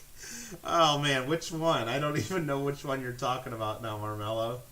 The dented last coin. Oh, you want to play Papers, Please? Civ, Civ, Civ. Goat Simulator. Marmello, dented last coin. Did we have a dented last coin? I'm not seeing anything here in the last like 10 coins or so. I'm kind of trying to keep them in order. Dented last coin. Oh, jeez. I'm sorry, Marmello. I don't see it. I don't see which one you're talking about. You mean the one where there's like a little tiny dimple on the eye of it? I don't know. I don't know where that one's at. I don't know where that one's at. Sorry, I just didn't notice you said that until it was like way far gone. And the split eye, yeah, I might have already put that in the bucket with the rest of them. I might, and I would never be able to find it then. But here, while we're doing, let me just go through the last ones real quick and see if I can find that one. It's not that one. No.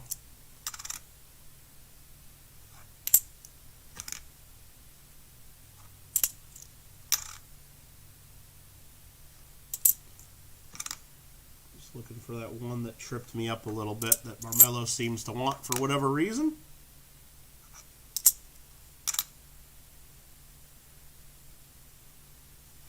No, I'm not going to be able to find this. I'm not going to. Paper, Please, the dimpled one. Holy crap. All right, there's only a few more to look at. Now, the rest of them are in the bucket, so we might not be able to find it. I mean, I'll add a dimple to it if I can't find it. It's not that one. That one had a different hit. All right, only got a few left to look at. Hopefully we can find it. Hopefully we can find it. Papers, Please. We might be able to do that. Maybe we'll just play a couple fun ones on Steam. We'll do some Papers, Please. Maybe we'll do some Euro truck driving. I think it might be this one. Let me set that one to the side for a second.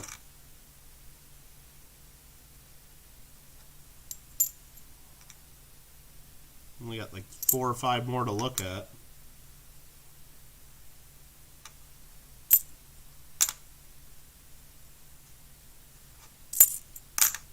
Oh, I hit the wrong thing there. Not that one. And is it this one? It might be this one. This one might be it.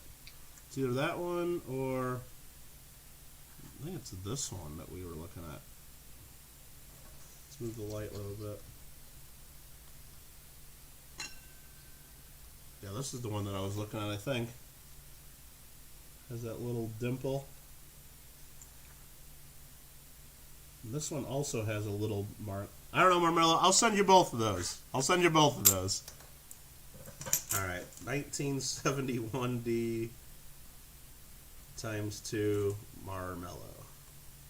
I'll send you both of those because I can't remember exactly which one. I'll send you both of those.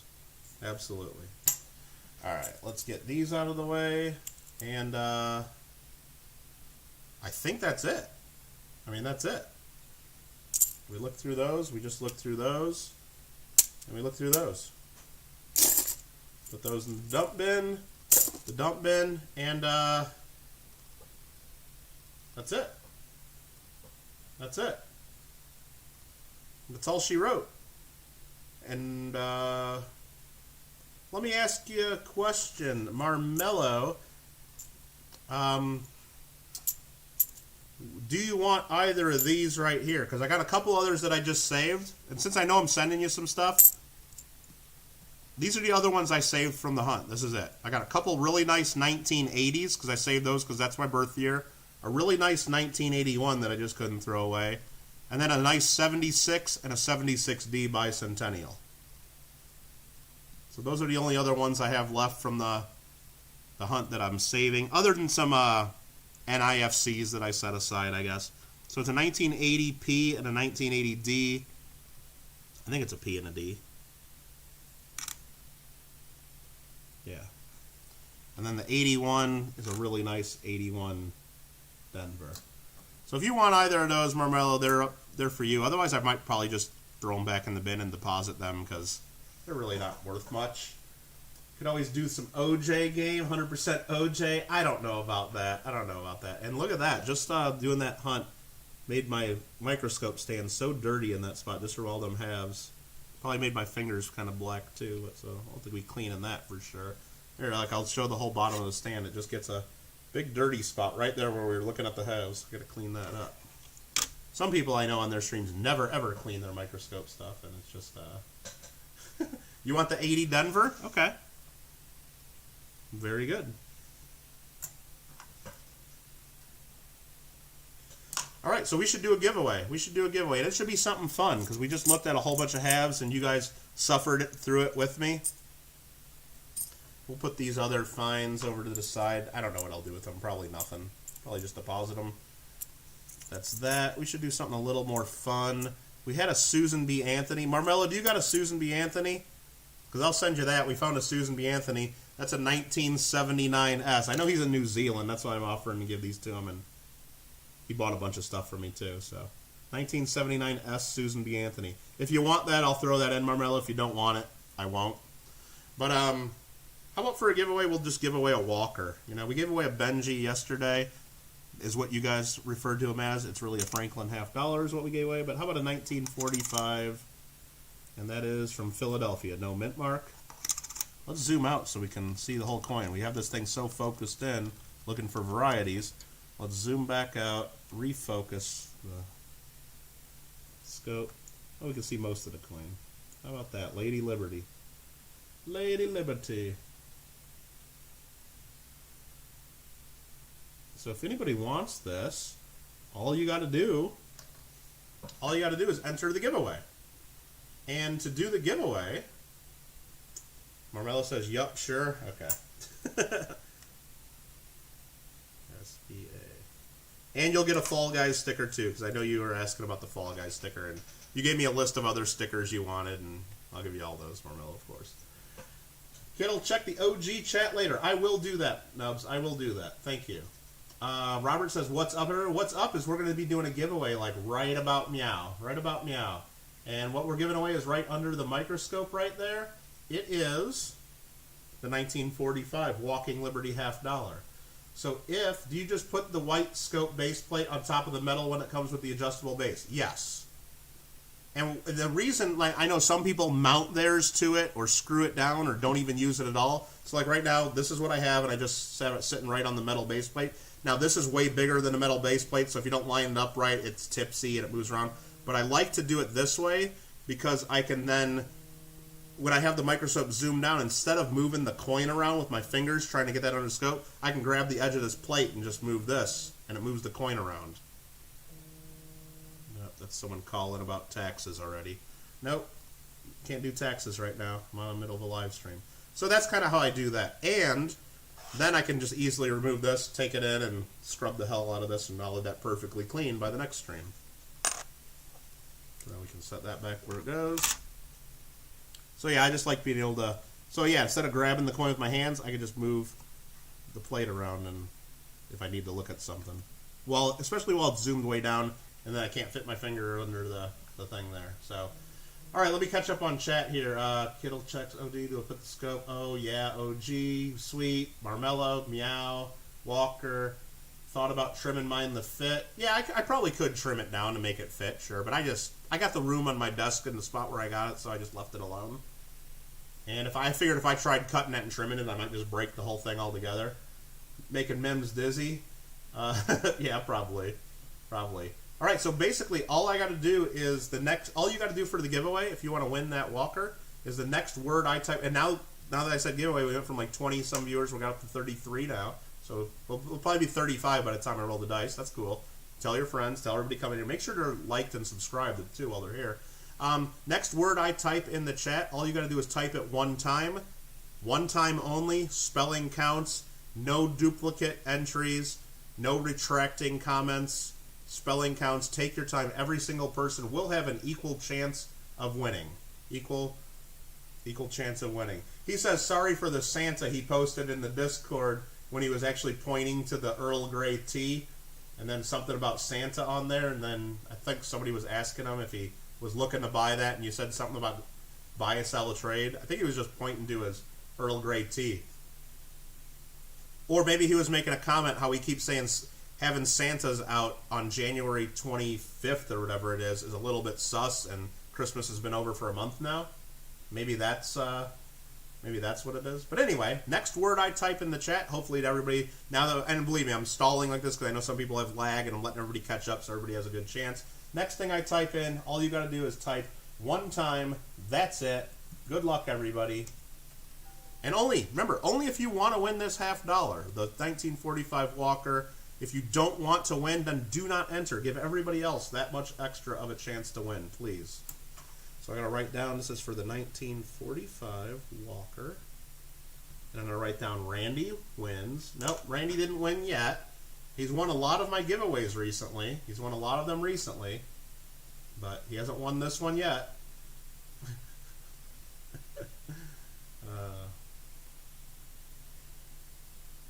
Got a lot of entries in so far.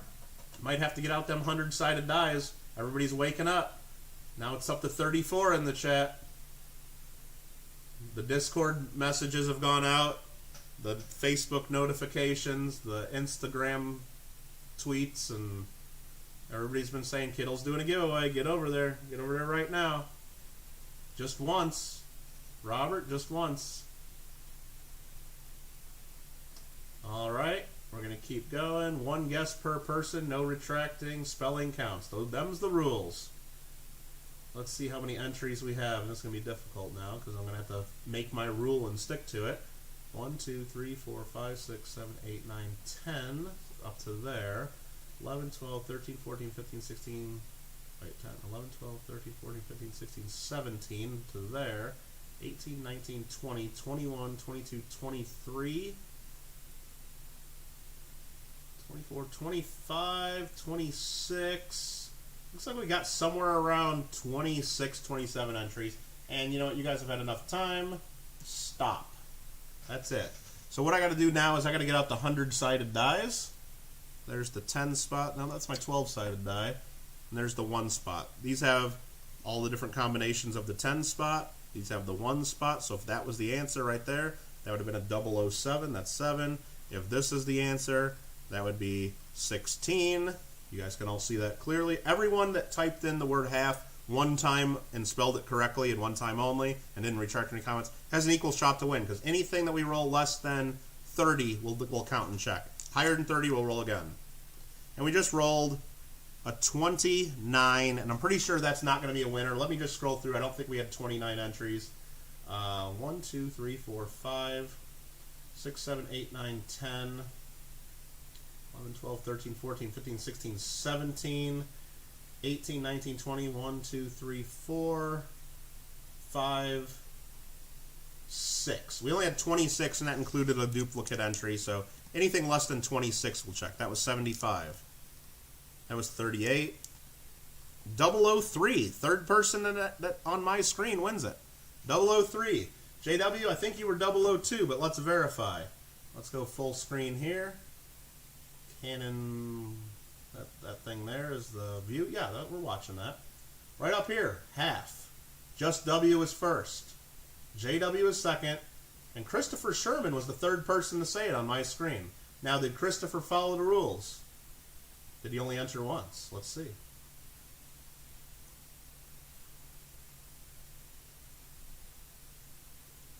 Looks good to me. Looks good to me. Congratulations. Christopher Sherman, congrats. How do you spell that? How about something like that? Looks good to me. All you got to do is send me an email with your information on how to claim that. Well, to claim it. And my pen went out, so. There we go. Now it's good. So yeah, congratulations. This Walker's yours. All you got to do is send me an email with your name and address on where you want this mailed. Again, if you're under 18, you need to have your parents claim it. That's the rules. So that's the only rules. And if you're not in the U.S., then if it's cost me a ton of money or your country has some kind of weird rules, then you might have to pay some of the shipping or something like that. But other than that, it's pretty straightforward.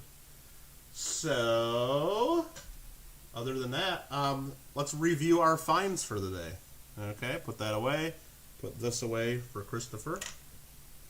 So here are our finds for today. We found all of these right here. Oh, yeah, we found nothing, so yeah.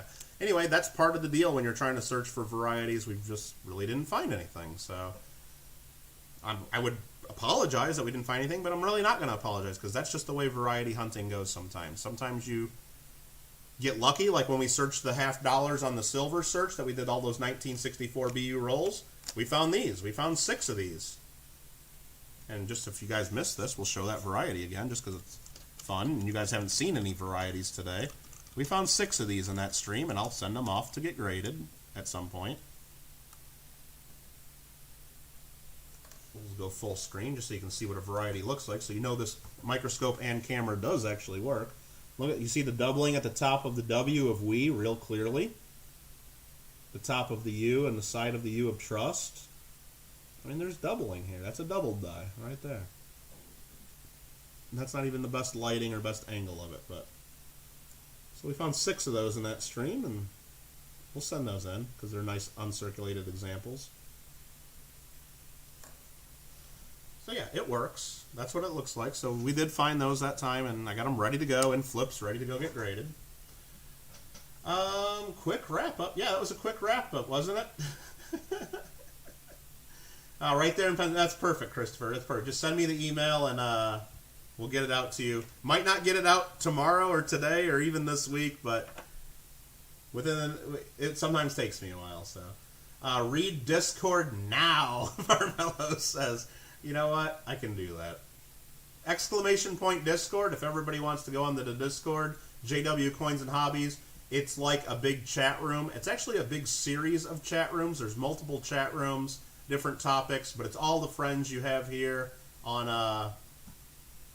YouTube, and we're all sharing pictures of coins, sharing pictures of food, sharing pictures of all kinds of stuff. Yeah.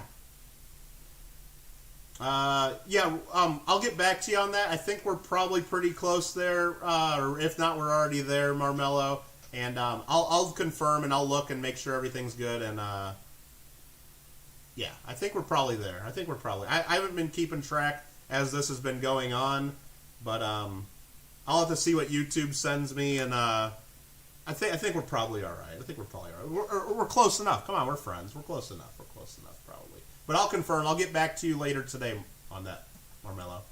All right. Love double dies any day. You love double Ds, yeah. I assume you mean double die obverses or reverses, Marmello. Absolutely. DDOs are always nice to find. Awesome. Well, yeah, if you can find them for sure. Before to stop the live stream, says Marmello. I can try to take a look here. Let's just see. I know yesterday, and yeah, for you guys that don't know, Marmello's just not totally in love with me, and he doesn't just, he does love me and love my channel, but Marmello bought a bunch of stuff in one of my recent auctions, and he's having trouble sending the money from New Zealand, but we know they'll let him super chat, so he's been kind of paying down the bill by sending me a whole bunch of crazy super chats. So let's see what it was today. It was about that, and something like that. Let me see what you sent yesterday. It was about the same amount yesterday. I know it's cost you more than it would have cost me to send it normally, Marmello. I don't know exactly how much of a cut YouTube takes. And to be honest with you, Marmello, I don't know exactly how much I'll end up getting until I actually get it from YouTube in about a month and a half or so. And it really doesn't break down per person. But I think we're good. Marmello. And if we're not for some reason, I'll let you know by tomorrow or tonight or something. But I think we're good. I think that's probably fair. And I know you always send me generous super chats even before this auction, and I know you'll keep supporting me going forward. I think we're fine. I'll go ahead and pack the stuff, and I'll take a picture of the box before I mail it to you, just so you can double check one more time that I have your name and address and everything correct on the box. because I don't want to just take it right to the post office and then find out later, because I know it will take a while to get to you. I want everything double checked and verified, because I want you to actually, I know you paid a lot to get all this stuff in the auction, and there's a lot of good stuff, of course. I just want to make sure everything's 100% right. So I do appreciate that. Sorry we couldn't figure out how to get it to where you could get me paid a little quicker and cheaper, but hey, it's fun getting all the fun super chats. I mean, look at this right here. Look at this, where I'm trying to point. Right here. It's all full of Morgan silver dollars because of all the super chats right there. It's filled to the top. So no other coins can even go in there when people send me like the $1 or $2 super chats. So giveaway wins get sent when Kittle gets a moment. And you know what? I dragged this on, and for those of you that really stuck it out, let's just do another giveaway. What the hell, right? Let's just do another giveaway. What are we going to give away this time? I don't know. Let's just give away like a 1964 Kennedy.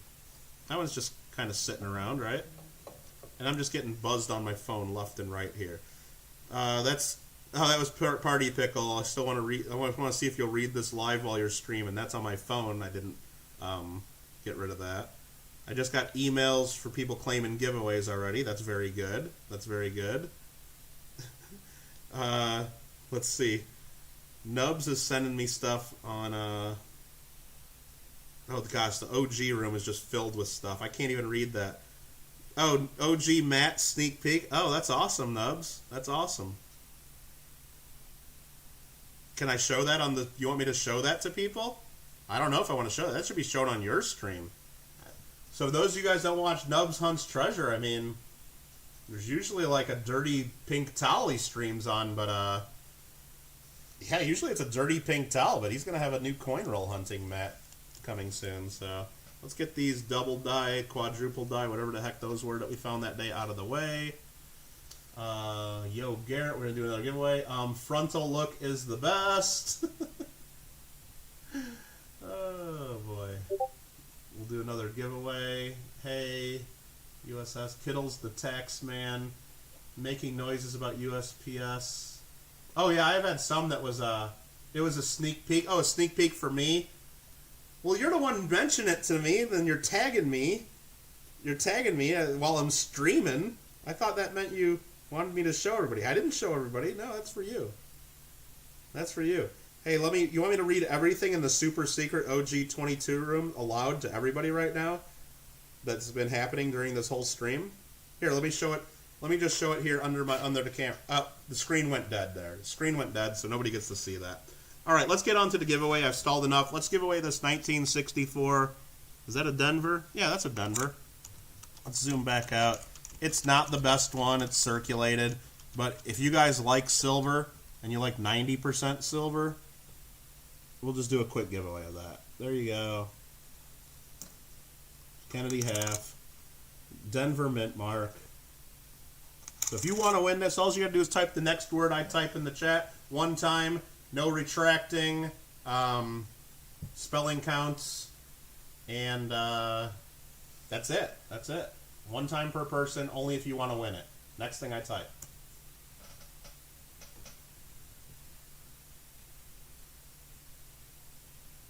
Good luck, everybody. Good luck. Man, that's more stuff for me to mail out. Awesome. Awesome, awesome. Cheese and rice and burgers and Jamba Juice and all that for dinner tonight. I'm just doing it all. I'm doing it all.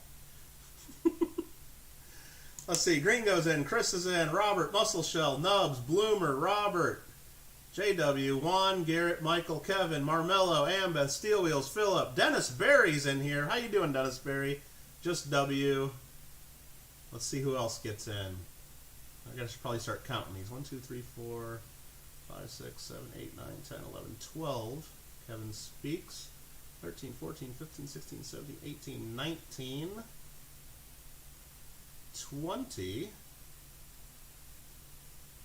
About 20 people in so far. 21. Pickle got in right at about 21.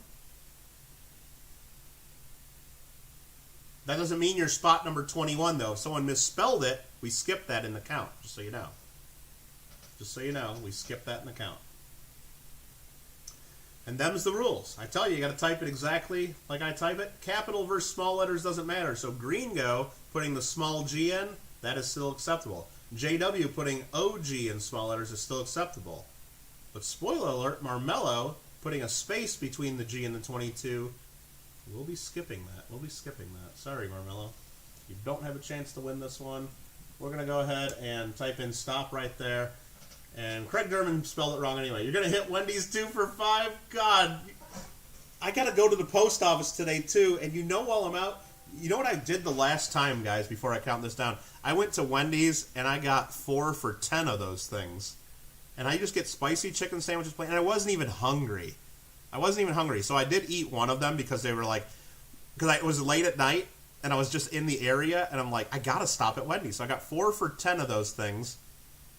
Got them all plain, and they said the music to my ears right when I got to the drive-thru. They're like, yeah, we don't have those ready, so it's going to take like 6 minutes. So do you want us to get you something else?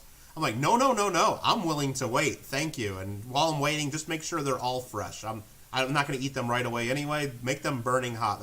Perfect. So I know I'm getting brand new, fresh stuff that hasn't been sitting there.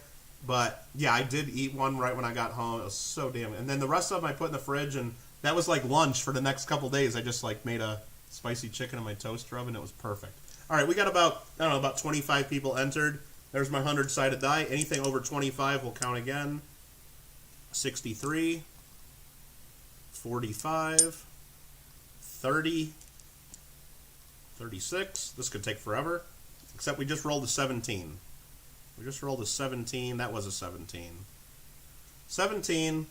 Now I got to bring up my chat. Make that full screen. Check this. Close that. Open that. Number 17. 1, 2, 3, 4, 5 is nubs. 6, 7, 8, 9, 10, 11, 12 is Kevin Speaks. We skipped this one because it's a misspelling.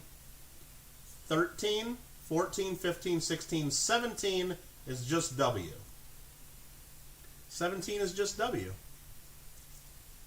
That's the rules. And Marmello, if it would have been you would have been out because you had 2 entries. 1 entry per person. Them's the rules. Let's just double check that. 1, 2, 3, 4, 5, 6, 7, 8 was JW. 9, 10, 11, 12, skip. 13, 14, 15, 16, 17, just W, saving me some postage because they won a quarter yesterday. Looks good to me. Just W didn't enter more than once. They've been here, done that. They knows the rules. Perfect. And we'll type in just W, confirmed. And let me type in, what's this, 1964 Kennedy, just W. I'm going to add that right to, what'd you win yesterday, a quarter? I'm going to set that right next to your quarter so I can send that out in the same package. Saving me some shipping. Very well. Very good, very good. The next meeting of the Glendale Coin Club is going to be right here on my channel, Friday, February 12th, 2021. The topic of the meeting will be World War II trench art. So you're going to have a whole bunch of stuff like coins and stuff that people carved and took with them during World War II and had with them in World War II battles and stuff. Dennis Berry's been bouncing around and found me on. Thanks, Dennis. Hope you're having a good day. And you almost won that giveaway. You almost won. You were like 1 away there. I saw your name. Craig Durbin's like spicy chickens. Yep, absolutely. Absolutely. Someone called Wendy's and tell them to close early? No. That's why you didn't even drive by it, because you would have stopped. It's like, how can you not stop? How can you not stop? Like, even if you're not hungry, that's what I figured. I'm like, and while I'm waiting there, it's like, I'm like, well, I might as well get some more just to have for the rest of the week whenever I feel like it. It's like, you can't, like, make your own food. You can't go to the grocery store and buy, like, lunch meat and plain white bread for $2.50 to make a sandwich that's anywhere close to as good as that. It's ridiculous. It's ridiculous. You can't not buy that. Yeah, make sure you send emails. It's the spelling, y'all. Well, I made my ruling, Marmello, and either way you entered twice. So you would have been ineligible. So either way you entered twice. You know the rules, Marmello. You know the rules. Good find, Grant. Who wanted to not have JW or just W not win? Okay. Let's see. Marmelo's saying rigged. Yeah, well, at least Randy didn't win, right? At least Randy didn't win. Muscle Shell's like, way cool. Cannot wait. That'll be a good one. It'll be a good one. How come we got Dennis B and not Donnie B? Well, Donnie B is probably working right now. They might be watching me on the screen at the coin shop. Who knows? Everybody say hi to everybody at the coin shop because they might be watching. They do that sometimes, especially if there's nobody there. But our Walmart closed today for the week. What? Did they have like an outbreak there or something? Dude, that's crazy to close the whole store for a week. Other things coming up on the coin channel. Exclamation point GAW. There's always another giveaway going on Michael Kittle Rare Coins. Right now is our January giveaway. Speaking of Don Barry, he helped me with the purchase of this. His channel's SoCal Box Breaks. He donated towards this coin for this month's giveaway. This is a 2006 Australia Year of the Dog Lunar Series 2-ounce colorized dog commemorative. Really cool coin. Worth between 100 and 125 bucks retail. So if you have not yet commented on that video, get in on it. Get in it to win it. There's always a giveaway. Always a giveaway on Michael Kittle Rare Coins. Next month's giveaway for February, we already got several coins. Several people from the OG22 crew have already participated in it. I got a couple more people saying they're interested in it. They need to get me their coins or money to put towards coins pretty darn quick, like by Friday for sure, because February 1st is coming up, and that giveaway will start February 1st.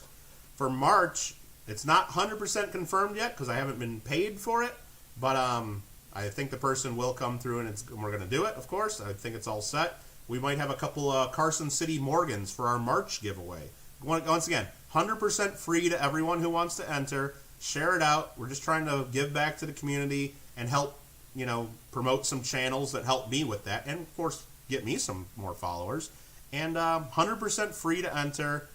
All you got to do is leave comments on the monthly video. And no wheels, no pulls, no spins, no cartwheels, no nothing like that. It's very simple. Everybody, and I hope that you guys all support that. Now, if you're ever interested in sponsoring towards one of those, just let me know. You can either send a coin in to be added with another monthly giveaway, or you send me a few bucks and tell me to just add it to buy something cooler. And then either way, your channel gets shouted out, and you'll be in the description that whole month of that video, and you can go on your own channel and say, hey, me and Kittle got a giveaway going on right now. Here's the link, and it helps all of us. It helps all of us. So what else are we saying in chat? Coin shop link. Yes, Coins Plus in Newhall. That's a great shop. They got their eBay, Lions233324HXB. The more you say it, the easier it gets. That's what Penny Dog would say about something like that. You just missed a giveaway. Yeah, you just missed a few of them, Mikey. Just missed a few of them. Mr. Kittle Cats, I don't want to win. Passive. Oh, I know that's what you were doing, Craig. I know that's what you're doing. I know you weren't misspelling it just by accident. I know that. Marmelo could help with the March one. March is already pretty much set. So, but April will be here before you know it. So if you're really interested in that, just let me know. And going through Discord's a good way to do it, or email, whatever we want to do. So there you go. Anybody else have any other questions or comments or things? Other things that I got coming up this week is, again, I got some extra videos, and I guess we can show those again because I don't care. These videos will be coming out soon. There's the Jefferson Gold Dollar I got, the Texas Commemorative, Cleveland, Stone Mountain. These all just came in through Don Barry at the Coins Plus. He pulled those aside and knew I would want them, and he basically bought them, and I had to pay him back. Now, these two here apparently already have dibs for somebody, so those might not be available for sale. And then we just got this shiny purdy, MS67, 81S. So we'll be showing that off in a separate video and probably be listing that on my website sometime soon. Other things coming up, there's a few gold coins I got videos to do. I got to do the next box of the Hollywood Hoard of Lincoln cents. I need to still put up the video of the recap from the first one. I know it's been about a month since we did that last one. It's just, we're still trying to figure out how to help Don Barry sell the uncirculated boxes, because I know people weren't getting emails back from him, and he didn't really know how to do the fairest way for everybody. So what it is long story short, I now have 50 boxes of those. uncirculated that I got through Don because he said, you just deal with it, Kittle. So now I'm going to be dealing with it. I'll be doing a video. I hope I get it out beginning half of this week. A recap of the first box, and then I'll be doing another video right after that explaining what we're doing with those uncirculated boxes, and if you really want one, how you're going to have to go about getting one, and how we're selling them and sending them out. If you don't like it, then you don't have to get one. But I'm trying to come up with some way fair to get them to people that have asked, because a lot of people have asked. And then I'll probably do another stream of another circulated box, going through it and see what we find. So I got a lot of that planned, plus other stuff too. Again, Coin Club meeting February 6th. We're going to go through another kilo of World Silver. So February 6th is not this weekend, is it? No, not this weekend, but the next weekend coming. So, and then the next week after that is the Coin Club. So, other than that, did I talk long enough to where we got to do another giveaway? I think I probably did. Let's do another giveaway. I'm just trying to, reward those loyal people that listen to my rambling. How about that? What are we going to give away this time? I don't know. Let's just give away. I see a quarter over here. How about a 63 quarter? Anybody want a 63 Philadelphia quarter? If you do, just type the next word I type in the chat. One time per person. Spelling counts. Do not put any extra spaces in the middle of the word, because if you put a space in the middle of a word, it becomes two separate words and therefore incorrectly spelled. So just as a little hint, the next word that I type in, that's it. One time per person. Even if you misspell it, do not type again, because that will not let you win. No retracting any comments. Please avoid putting extra emojis and everything along with the spelling of your word. And once per person, you need to make sure you are eligible for giveaways on YouTube and my channel, meaning that you need to be 18 or over. And if you're under 18, you need to have your parents' permission to play along. And if you win and you're under 18, you need to have your parents claim it. U.S. residents only. And if you're outside of the U.S., you still might be able to win, and as long as postage doesn't cost me an obscene amount, or if you're willing to help me with that postage. So there you go. Next word I type in, and here we go. Any and all silver is always one. Yeah, Dennis Berry. I see some people turn up their nose and don't like, all you're giving away is a 40% half dollar. Hey, if you're giving away a war nickel that's only got like $1 worth of silver, I'm in it to win it. I'll take every little piece of silver that adds to the stack. I'm in it to win it. Why not, right? I missed a whole bunch of stuff in the chat there, didn't I? Let's try to catch up while you guys are doing this. The Hollywood Horde, Gringo put a link to that. Josh says we're still streaming. We're just ending it. I'm doing a giveaway because I saw Josh come in here right at the end, and I know he missed out on a lot of it. So I wanted Josh to have a chance to win something. So that's what we're doing right here. And again, speaking of that, I got all the names scrolling across the top. I left that up there. Those are all the people that have helped me out by doing donations, super chats, channel memberships, whatever. Those are the people that make a lot of these giveaways and everything happen. The super chats at the bottom, that's automatically generated by YouTube and Streamlabs of recent super chats. So it doesn't include everybody that's ever super chatted. And then as we get down towards the end here, it's probably going to cut off people's names as well. But everybody at the top's a list that I come up with. If you think you belong on there and you're not, sorry, let me know. I try to keep track of all that. People that have sent PayPals, super chats, channel memberships, whatever it is, you guys are the ones that make that happen, and I want to thank everybody. Should thank all those people. I was going to reset that list to only people that have helped since the beginning of 2021, but I don't know. I'll leave everybody up there for now. What the heck? I just didn't want to delete a bunch of people's names just because they didn't give anything in the last 25 days. I didn't feel it was all right to take their names off that list. So, Dennis likes the busty half dollars and casino. I know you like those silver strikes. That's for sure. Free is free. Can't take my silver with me, but it's nice to have it until then. Absolutely. All right. I think everybody's had a pretty good shot to get in on this one. We're typing in stop. There's 1, 2, 3, 4, 5, 6, 7, 8, 9, 10. 1, 2, 3, 4, 5, 6, 7, 8, 9, 10, 11, 12, 13. I think there's about 23 that got in. I'm going to go ahead and roll the dice. Anything less than 25 will check. That was a 99, 60, 85, that probably rolled off the camera, but it was an 85. 38, 71, 36, 78, and 12. We got a 12 finally. And JW, I think that's right about where you're at. You're right in the middle of the pack this time. Is it possible? Is it possible? It could be.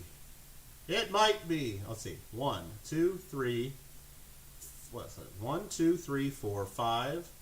Nope. 1, 2, 3, 4. We skip this one, and we go 5, 6, 7, 8, 9, 10, 11, 12. It might be Pickle. It might be Pickle. 1, 2, 3, 4. Skip. 5, 6, 7, 8 was Gregory. 9, 10, 11, 12 is the Pickle. 12 is the Pickle. Let's make sure Pickle didn't mess this up. Did he put like a stupid emoji or say something again? No, he didn't. It's Pickle. It's Pickle. It's the Pickle. And we got Marmello. You still here, ain't you? I couldn't read all that. Hold on, I gotta read it on the chat now. Alright, so that's Pickle. Let me type in Party Pickle. Make sure I write this down. Party Pickle, and that is going to be a 1963 quarter. Party Pickle. Perfect.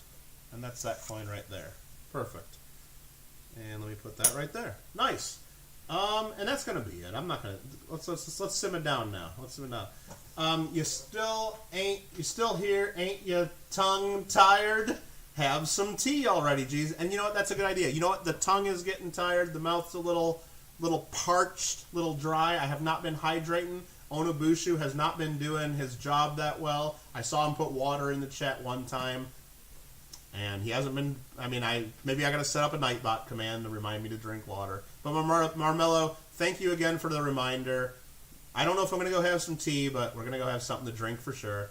And thanks again, everybody, for hanging out today. We'll be playing something on the computer or internet later, some game. I don't know what I'm going to play. We'll play something that we'll see on the Kittle Got Game. Make sure you go check out the Discord. Be good humans, I think is what some people say. And what else do we got to do? Anybody want to raid anybody? Is anybody streaming? We haven't done a raid in a while, have we? I don't know. If any of the mods want to go raid somebody, go ahead and put a bunch of links and make us go watch something cool. Who's streaming right now? Let me see. I'll just read off all the names that I have on my subscriptions. Silver Seeker, Copper Coins, Shibby Rob, Stackin' Silverman, Maya's Coins, Coins and Coffee. They're just testing. Nobody's watching. Jeff Silversmith, 3 people watching. He's either ending his stream or just starting. That'd be a cool one. Second stream of 2021. Maybe Jeff Silversmith. I don't know. That's the one I would pick. Sorry to all the other channels I named. But if I'm going to pick one, if Jeff's just starting out, Jeff supports us all. So, the future of Discord drinking tea hot like Maui. Oh, Marmello, you're going to get me drinking tea? Is that what you're trying to tell me? You're going to get me? Yeah, it looks like they all picked Jeff Silversmith too. Thanks again, Marmello, for all the super chats. I'll be in touch with you just to confirm that all's good. I think it is. I think we're all good, and then I'll get you your stuff. What games am I going to stream later, Mikey? I'm thinking about Civilization 6 on the computer, if I feel like trying out the computer again, and my internet's looking good. Otherwise, I'll probably play, I might do Call of Duty Warzone. I got Call of Duty Warzone up and working. I got a Kittle Got Game regiment all set for people to join, and we can be part of the same team. That might be fun. I haven't played that in a long time. And what I'll also have to do is I'll have to talk to my sister to see if she wants to play anything. Party Pickle says Shibby's streaming an auction too. I mentioned Shibby. If you guys want to put links to Shibby, that's great too. But I know Jeff hasn't streamed in a while, and we should all go say hi because I know he supported the channel before and supports a lot of us too. So you guys, great stream, Mikey says, and this Mikey is saying right back to you, great stream as well. Everybody stay safe. Ciao for now. Time to go get something to drink. Fun stream. You guys take care, and we will see you the next time. Good evening.